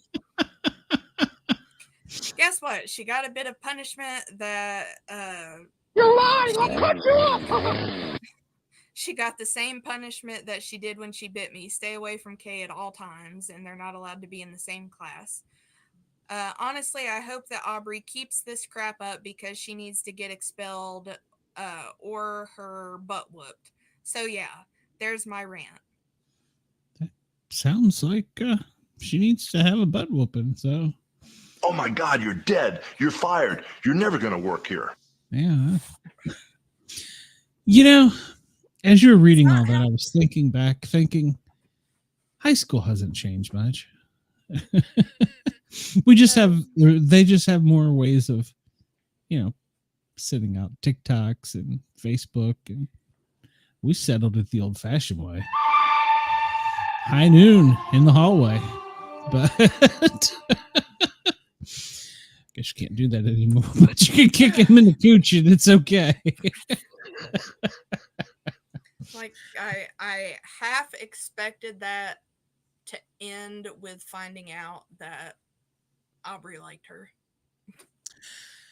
I suspect she does. Here's something else, and they won't see this now, but they will in 5-10 years. That was all a bunch of crap, and they're all going to be friends. It's just the way it is. Either that or there'll be a murder, one or the other. So it's going to go to one extreme or the other. But here's my concern is, since she messaged you directly, you're now her friend. Ooh. I will not kick you in the crotch. Well, I would. Well, only if you pay me. But yeah, that's a low blow. I mean, guys don't even do that to other guys. So no, and I mean, like back in school, we might jokingly punch each other in the tit. Oh, well, no, we'd walk down the hall and we'd do nut check. Yeah, we'd do that all the time. But hell, we did that at the firehouse. But yeah, it's. I just love. I have so many questions. I wanted to know how many people were in this bedroom or cabin. How high up the bunks were, because if there were people high enough to not know it was, there's good gooch kicking going on the next to the last one. Yeah, either that or we've raised a society that they were so attached to their phone that they didn't pay any attention to the. That is entirely possible. Can I say that on the air? Cooch kicking? I don't know. I think that's fine. But I love the one little sentence, pee hole adjacent. Pee hole adjacent. Yeah. Well, there wasn't a freckle there, so she pointed it out, I guess. But I was waiting for you to say Grandma brought pictures of the bite mark and wanted to compare dental records or something. I was like, there's going to be a turn somewhere to this. Well, I hope that, I hope Grandma and her delusion is okay. Grandma probably drinks heavily, because it sounds like these kids are a handful. Well, and I mean, she is getting her checked for bipolar depression, so. That's good. Of course, unfortunately, they'll just shove a pill down their throat, but she may need it. I don't know. I'm not a doctor. Please don't take medical advice from me. But don't take any advice from me. Except if it's like, comment, and subscribe. Oh, yes. Yes. Please like, comment, follow, and subscribe. And I'm noticing our viewer count. We've got quite a few viewers. So if anybody wants to call in with their story, we'd love to hear it. So. I want to thank all of the lovely people from the Reddit community who were so kind to comment their stories. We do need a Reddit channel or whatever. What do you call it? Subreddit. We need a Misfit show subreddit. I'm sure we can make one. I don't know what we'd talk about, but we've just for instances like this. We need to do it before that other show does. They'll copy us. They'll say it was their ideas. I'm on it. Better do it quick. They could be watching at any minute. So I don't know. How do you create a community? I have no idea. Ladies and gentlemen, and for our online viewers, please hang on just a minute. We're going to sign off with the FM radio with WDJY. Thank you for allowing us to tickle your ears for the past hour and come into your homes, cars, iPads, whatever instruments you have. We appreciate it. Please go over to YouTube and follow Sportcat shows. Like, follow, share, and subscribe. Greg, hold on tight 1 second. Let me push a button here. As soon as I find the button. Yeah, I got too many buttons. Let's get ready to rumble! I'm Miranda Maverick, and when I'm in fight camp, I never listen to the Sportcat podcast. Okay, and for those of you that are not familiar with the rules, we are now in the no-fly zone, and we're off FM radio, so we are allowed to say whatever we'd like. So Greg Kos, I guess, K-O-S, asked Cheyenne, are you a military veteran? I am not. I am just the child of some. Okay. Well, Greg is, that's a good question. Well, I think it's because you give such good advice. I mean, for my lovely advice of pedophiles staying away from schools, yeah, I would say that's. I'd say that's good advice. Well, but we've now stepped it up a notch with we're not only dealing with the pedophiles, we're now dealing with the 14-year-olds. So, Greg, please come over to YouTube, the Sportcat shows, and give us a thumbs up, like, follow, and subscribe. And if you have a question you want to call in and talk to Cheyenne, and Shay will let you. 1-888-88-YERGZ on your phone pad. We'll be here for bring your best dad jokes. Yeah, we can we could be non-FM friendly now. So, and anybody that has a question, we do have a subreddit now. Oh, well, you have to send me a link. So I'm on Reddit, but I don't really go on there a whole lot. So Bobby told me that there's a subreddit for everything. Pretty much.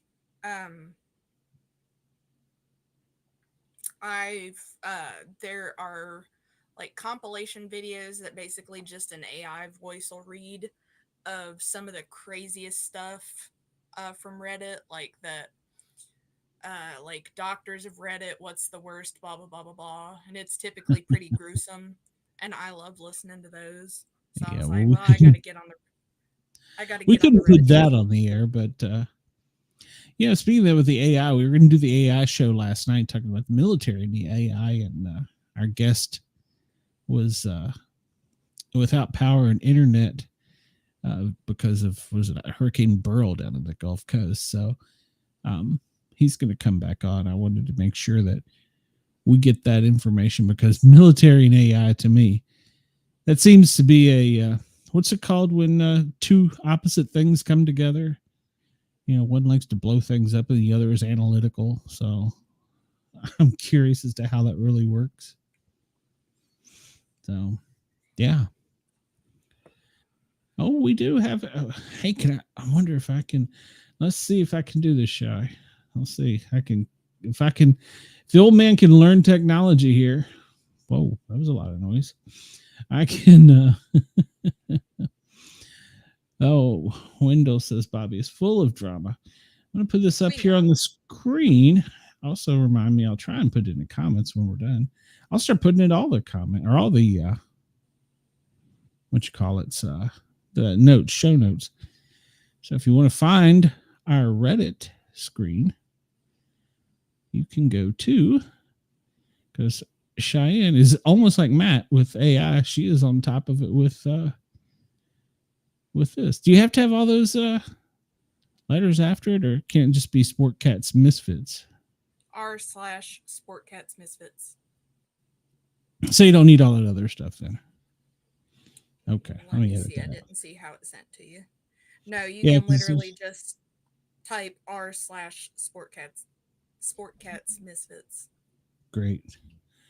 Let me edit that so we can get that up there, because we want people to go to Reddit and find it. Share all your shenanigans. Shenanigans, things you want to get on the show ideas. If you want us to call and do something for you, we might even be willing to do that. We can make outbound calls. A prank call somebody, but if you want to call and break up with them and you want somebody else on the line just in case, Shine would be willing to do that. So I'm willing to push the buttons. We're willing to be that. I cannot promise there won't be any slight intermittent giggles. But I will do my best. Could be. Well, that might be something we have to do after the non-FM hours in case they drop a few of the choice words. So or hey, you want to come on here and propose to your significant other? That would be awesome. Or tell them, hey, you're going to be a baby daddy. I would welcome that. That would be great.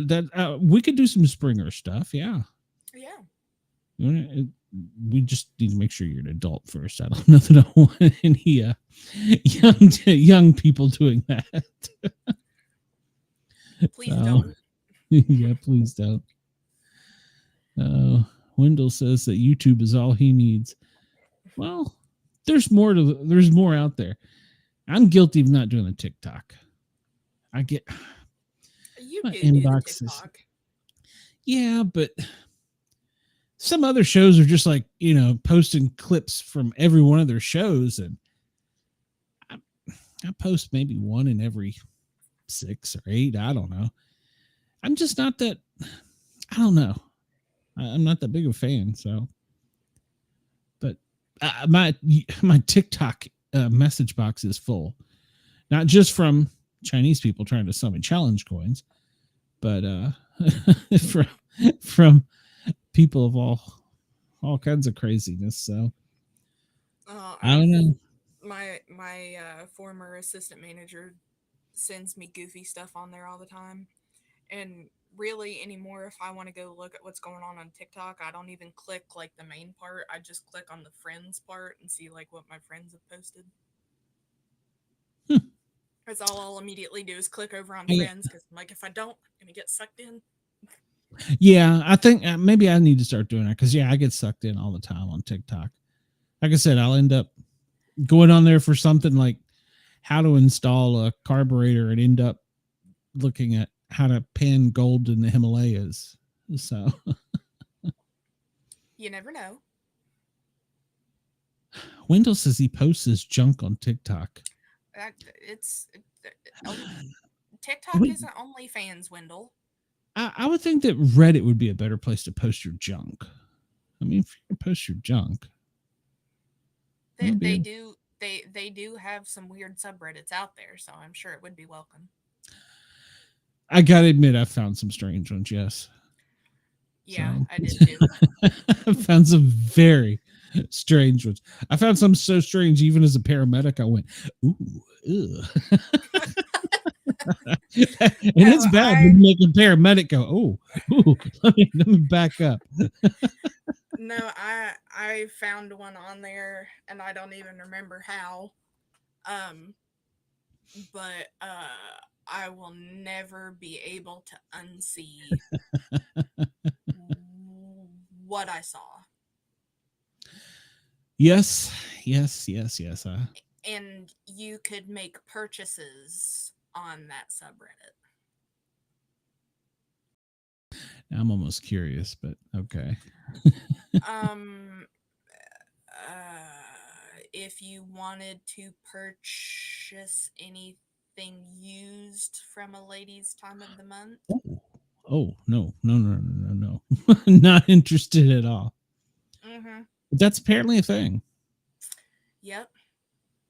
Well, you remember one of the guests of the show. She sells sweaty garments, and I asked her, and she's like, "Oh yeah, people love it." And I'm like, why? I mean, I don't understand feet pics, but I mean, if that's your thing. But feet are so ugly. Yeah, I don't. Just like, in general, I've never seen a pretty foot. I'm okay with my own feet, but don't touch me with your feet. Oh God, that was one of the things I hated when I was young EMT, because the EMT is always the one at the end of the stretcher.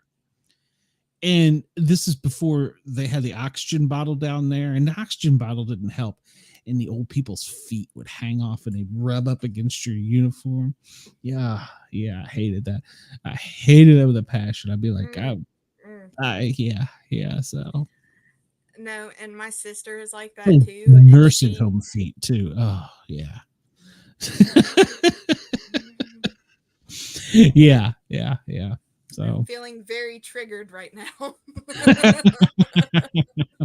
Well, and I've also been the one that we've moved one patient over from the stretcher to the hospital bed. And we hear this, and everybody in the room looks around and we're like, "What was that?" And it was a body part that fell right off. Okay, now see, those are the type of like doctors of Reddit videos that I'm talking about. Like, it's bad. JT just likes to put his hand up things behind. I don't know if he's into feet, so I have to ask Sonya that. So. But my sister has that same deal with feet. And it was before I realized I was the same way. So I used to, like, when I'd sit on the couch, curl my legs underneath myself.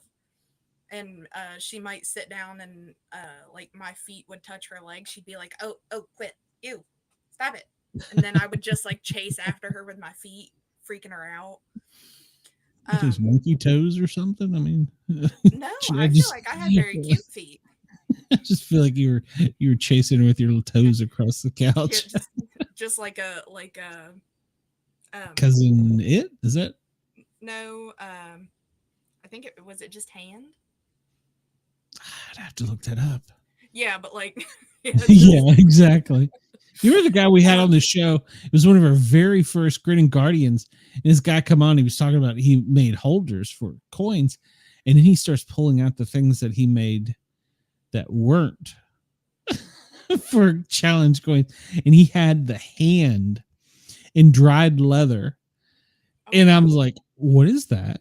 And whatever his cousin, it's Thing. Thing. Yeah. He's like, oh, that's Thing. And I'm like, that just looks so wrong on the internet. He goes, oh, but I'm selling them. Yeah. Yeah. You can keep those. Yeah. He made spiders out of dried leather that were realistic looking, that were like big. I'm talking like 3 feet wide. And he's like, people buy these all the time.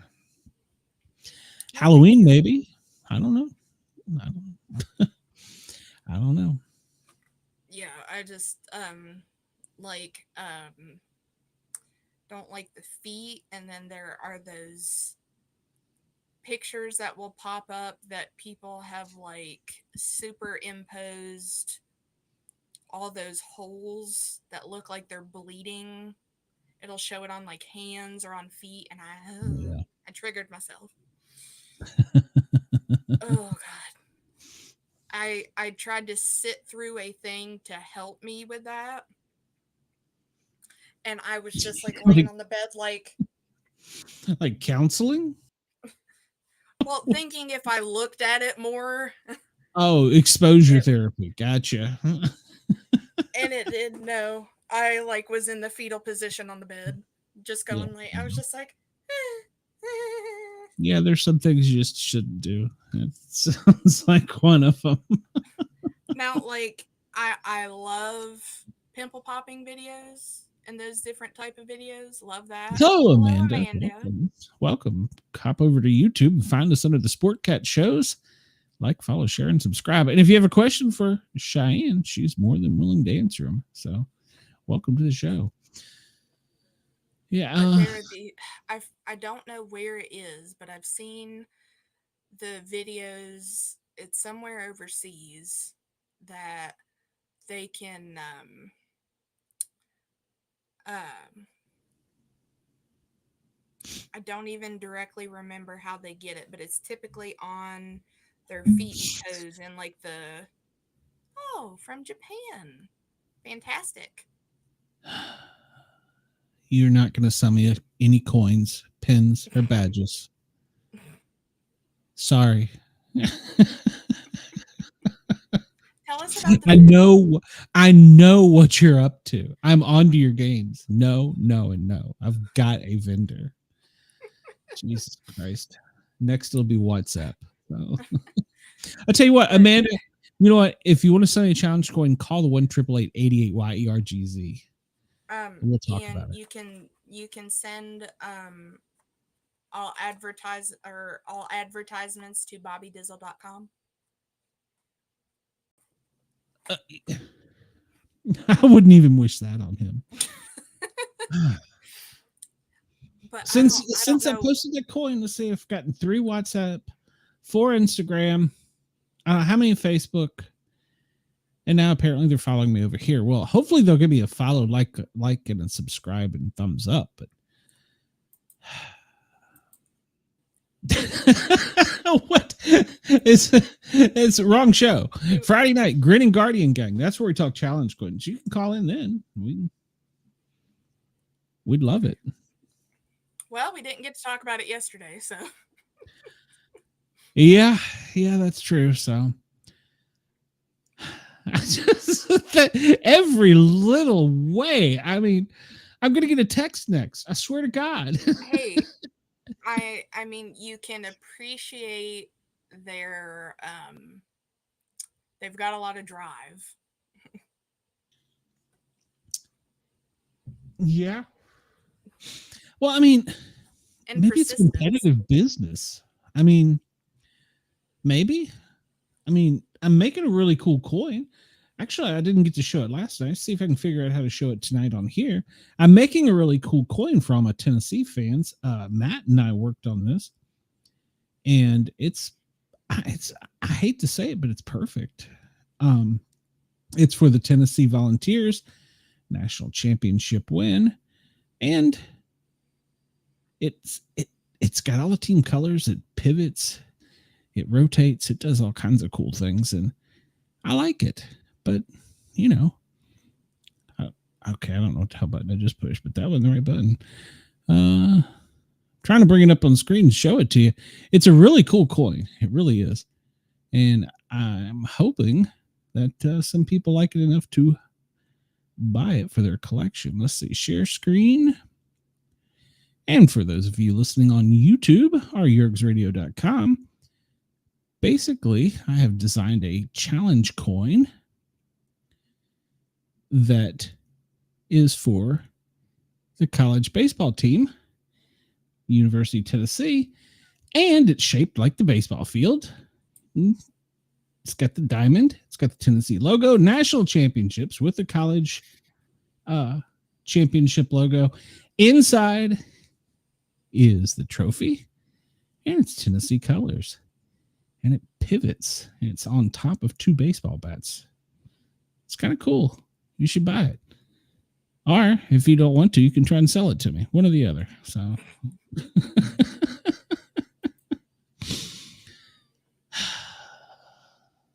Well, Amanda, that's not your real name, is it? I was wanting to know about the food. That's not Amanda's real name. That's not her real name. Yeah, I had this guy that was trying to sell me a coin. What if you're insulting her? Well, then I'm sorry, but typically it's not. So this guy's messaging me, and his name's like Joe or something. And finally I asked him, like, dude, you've been driving me nuts for like 6 months. Your name's not really Joe, is it? And he tells me his real name. I don't remember what it was. And I don't want to say something stereotypical, but it's like, just be honest. You're trying to sell me something, What is it? Like, I'd remember that. Okay, so Amanda, I am wrong then. Amanda, I am wrong then. So she is the co-host of the Spooky Japan podcast.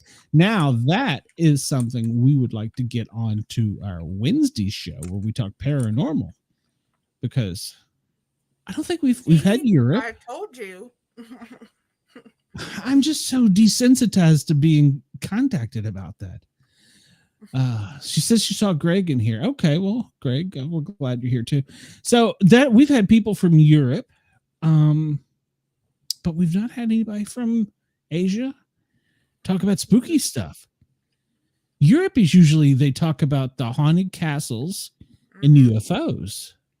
What do they talk about in Japan? I mean, I guess it's the same thing. I'd say the ghosts. I've seen a lot of different videos with like Chinese, Japanese, Korean Asian ghost stories. I don't think I've ever seen a one. Yeah, I mean, I guess it's a phenomenon. Do they have Bigfoot over there? Ooh, now that's a question I need to know the answer to.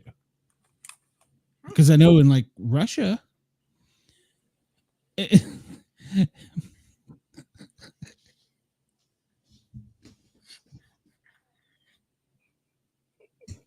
Go, Amanda. Please. Do they have? I know they do in Russia, but I don't know if they do in like Asia. Wendell, Google that. Tell me, do they have Bigfoot in Asia? He says they do. I doubt they have them in the Middle East though, because there's not many trees. Where would they hide? In the sand. That's just scary. You can just walk all along, and just a hand comes up and grabs you because you're walking over a Bigfoot nest. Those are like those sand spiders that do that. Oh, dude, those crickets are for real over there. I've been to Kuwait. Well, I've been to Kandahar, Kuwait. Where else have I been? I don't know. Somewhere over there. And let me tell you, those crickets are no joke. They are literally 3 inches long by like 6 inches tall. They're huge. And they don't jump like a normal cricket. They launch and get like airborne like the grasshoppers do. But they don't have wings. And they're creepy. Yeah, like if one's in your hotel room, it'll like jump from the back of the hotel room to the front of the hotel room in like one jump. And it's like, oh yeah. Now I've got to see what these look like. They're big. She says, okay, well, see, all right, Amanda, we love this, Amanda. They do have a version of Bigfoot called Hibagon. It's a 5 feet tall, but it's 10 inches long and 6 inches wide. Smells like rotten flesh. Huh. I'm gonna have to look that up. Is it? Huh. Yeah, the crickets. Yeah, the ones in Afghanistan are no joke. So, but yeah, I have to look that up. Heck, I'd never heard of that. So, Amanda, if you'd like to come on the Paranormal Guys show, if you talk spooky stuff and talk about Bigfoot, please, by all means, we'd love it. Because, like I said, we've had a lot of Europeans talk, mostly haunted castles and UFOs. Didn't we have a guy? Oh,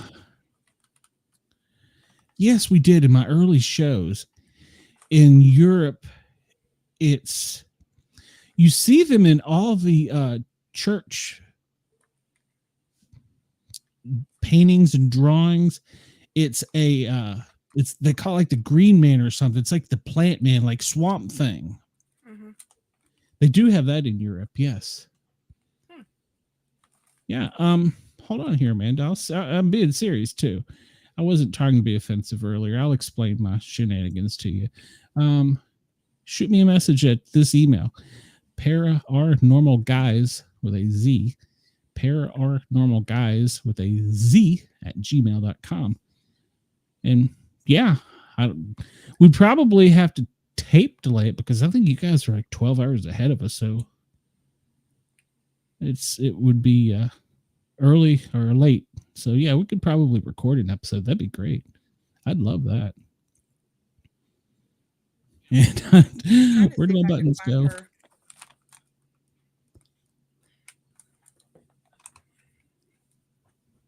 we go. Put that back up.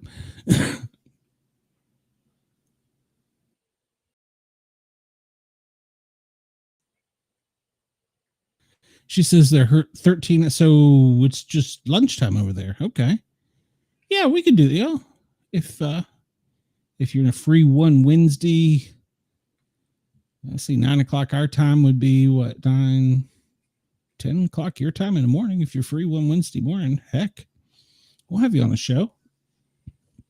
Speaking of that, this Wednesday night we have Sin. Is it Sin, right? And then is Glenda coming back? As far as I know, from the last email she sent. Okay, so we're having a great show Wednesday night, 9 o'clock Eastern. Sin talks about a lot of ghosts in East Tennessee, Northern Alabama, and she's got some great stories. She's written a couple books, and then Glenda in the last hour. Oh, she was a hoot. She's just an amazing individual. She's very talented, and she has so many things to talk about. I normally don't have a guest come back that quick, but I felt like we'd only scratched the surface with her. So, like I said, if she came back, she'd have to sing for us. Okay. So she's going to be on your show. Awesome. You need to also get up with. Go ahead. Amanda, I sent you a friend request. How did you find her that quick? It's called typing it in. Okay, well, old man here. I don't know how to. So I can see what her profile picture is on there, so I typed her into Facebook. Oh, okay. Well, cool. Yeah, Cheyenne is my paranormal assistant, so she'll get it set up.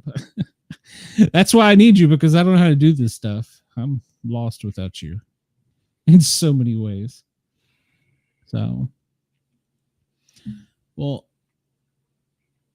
since nobody's going to call us, even though we've still got quite a few viewers, I would love to get some more input, either in the chat or calling us in. I think I'll call it a night. Otherwise, I mean, I'm glad we have viewers, and please come over to the Sportcat shows, like, follow, share, and subscribe. We have this show.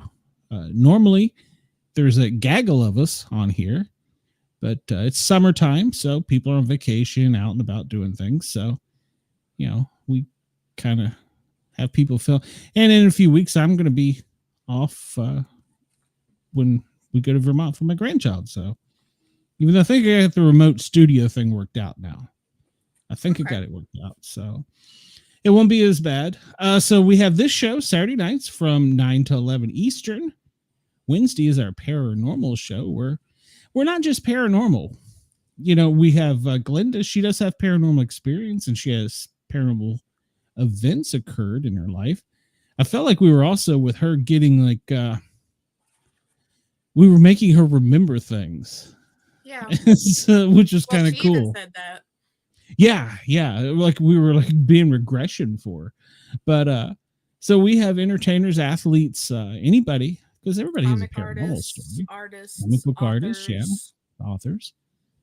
And I'm just finishing up one of our authors' books. J.M. Adams. He was on 3 months ago, and I'm just now finishing while I was in Tennessee finishing up his book. Holy cow. The end. It's called Second Term. It's kind of a novel about present day. It's almost like an alternate history that's present day. So the ending of it, holy cow, it's a cliffhanger. So I'll probably finish reading that tonight. Catching up on my reading. J.M. Adams, Second Term. Oh, from last week. Yes. I need to message him too. Because he was great. So yeah, we have authors, comic book artists, we have everything come on the show and talk about paranormal stuff. And Bigfoot, that's my favorite. So there were some people on Facebook the other day messing with Bobby about Bigfoot, and I had to just jump in there and be like, you people don't get out in the woods, do you? You're sitting here behind the keyboard saying they don't exist. They don't exist. How about this? Instead of me proving to you they do exist, why don't you prove to me from behind your keyboard they don't? And, well, hold on. I got a sound effect for that somewhere. They were mighty, mighty quiet. They were just, yeah. So. You said it was J.M. Adams? Yeah. Second Term is the name of the book. Great book. And then on Friday nights, we have the Grid and Guardian show. It's a public safety show where we have authors, military people come on and talk about our stuff. I don't know if I've got any Barton Nunley books, but I do have a ton of Bigfoot books, so it's hard to say. I've read so many of them. So I've got a lot of the older ones too, Wendell. But the Grid and Guardian shows about public safety with firefighters, paramedics, cops, military. Come on, and we talk about whatever. PTSD is a real common thread here recently in our society. We talk about that, and we get lots of great advice. The last guest had some. Was it the double-edged sword? Wasn't it? Some great advice. So, yeah, check that out because it's just a cool, rounded show. Well, Wendell has to see. Wendell's that friend we talk about, toxic friends. He's one up and he has autograph copies. Well, poo on you, Wendell. Well, I've got the whole guy, so one up that. Whoa, you went full in. So yeah, check us out on the other shows. And next week, who do we have on the paranormal, guys? I don't have my calendar up. I am totally that's that's right. I done said Sin and Glenda. Good God, I am tired. I need to just go to bed. I don't know who we got on Grid and Guardian. Do you know? Derek Hanley, U.S. Air Force and U.S. Army vet, and he's the author of Photos from the Front Lines and Behind the Skirmish Line. That's great. book. Okay, Wendell, you got me. He's got their autographs on a t-shirt. I have everybody from Finding Bigfoot, the original season, on a signed Tennessee Volunteers football jersey. So there, Wendell. Huh. I think I washed them all off by mistake. But they were there. I think Bobo's is still there, and what was the scientist, her name? I think hers is still there, but I think Moneymakers is gone. I think he used Invisible Ink to start with, so he wanted money for his autograph. I don't pay you for your autograph. So, yeah, anybody wants my autograph, just feel free to message me. I will give it to you. I'm a nice guy. But you come check us out. You have to follow, share, and subscribe. Oh, yes, that's correct. I will only autograph, and I will autograph any personal item you send to me. Keyword there. Any personal item you send to me, I will autograph. I'll put the little cat paw print on it. Sportcat approved. So get in touch with Cheyenne. Get in touch with Cheyenne. She will get it to me. I'm going to put that on you. Please send all email you the address of where you can send those. Please send all those things to Cheyenne. She will be more than glad to forward them. That's not something I'm going to send to Bobby Dizzle. So, any scandalous voice messages you can send to BobbyDizzle.com. Oh, sure. Whoa, hold on. What the heck? Why is it jumping like a... Well, they can send us a message, too, over on speakpipe.com. Good God, stop that. What is it doing? Stop. It's like, come on, get off. Speakpipe.com/Sportcat. Shoot us a voicemail if you're too afraid to call us on the 1-888-88-YERGS. Thank you to the Parapost Network for allowing us on your network. Thank you to Yergs Radio. Oh, Wendell, you don't have my autograph, so there. Somebody has that other... Oh, I'm going to turn this thing up before I say something stupid. Copycat.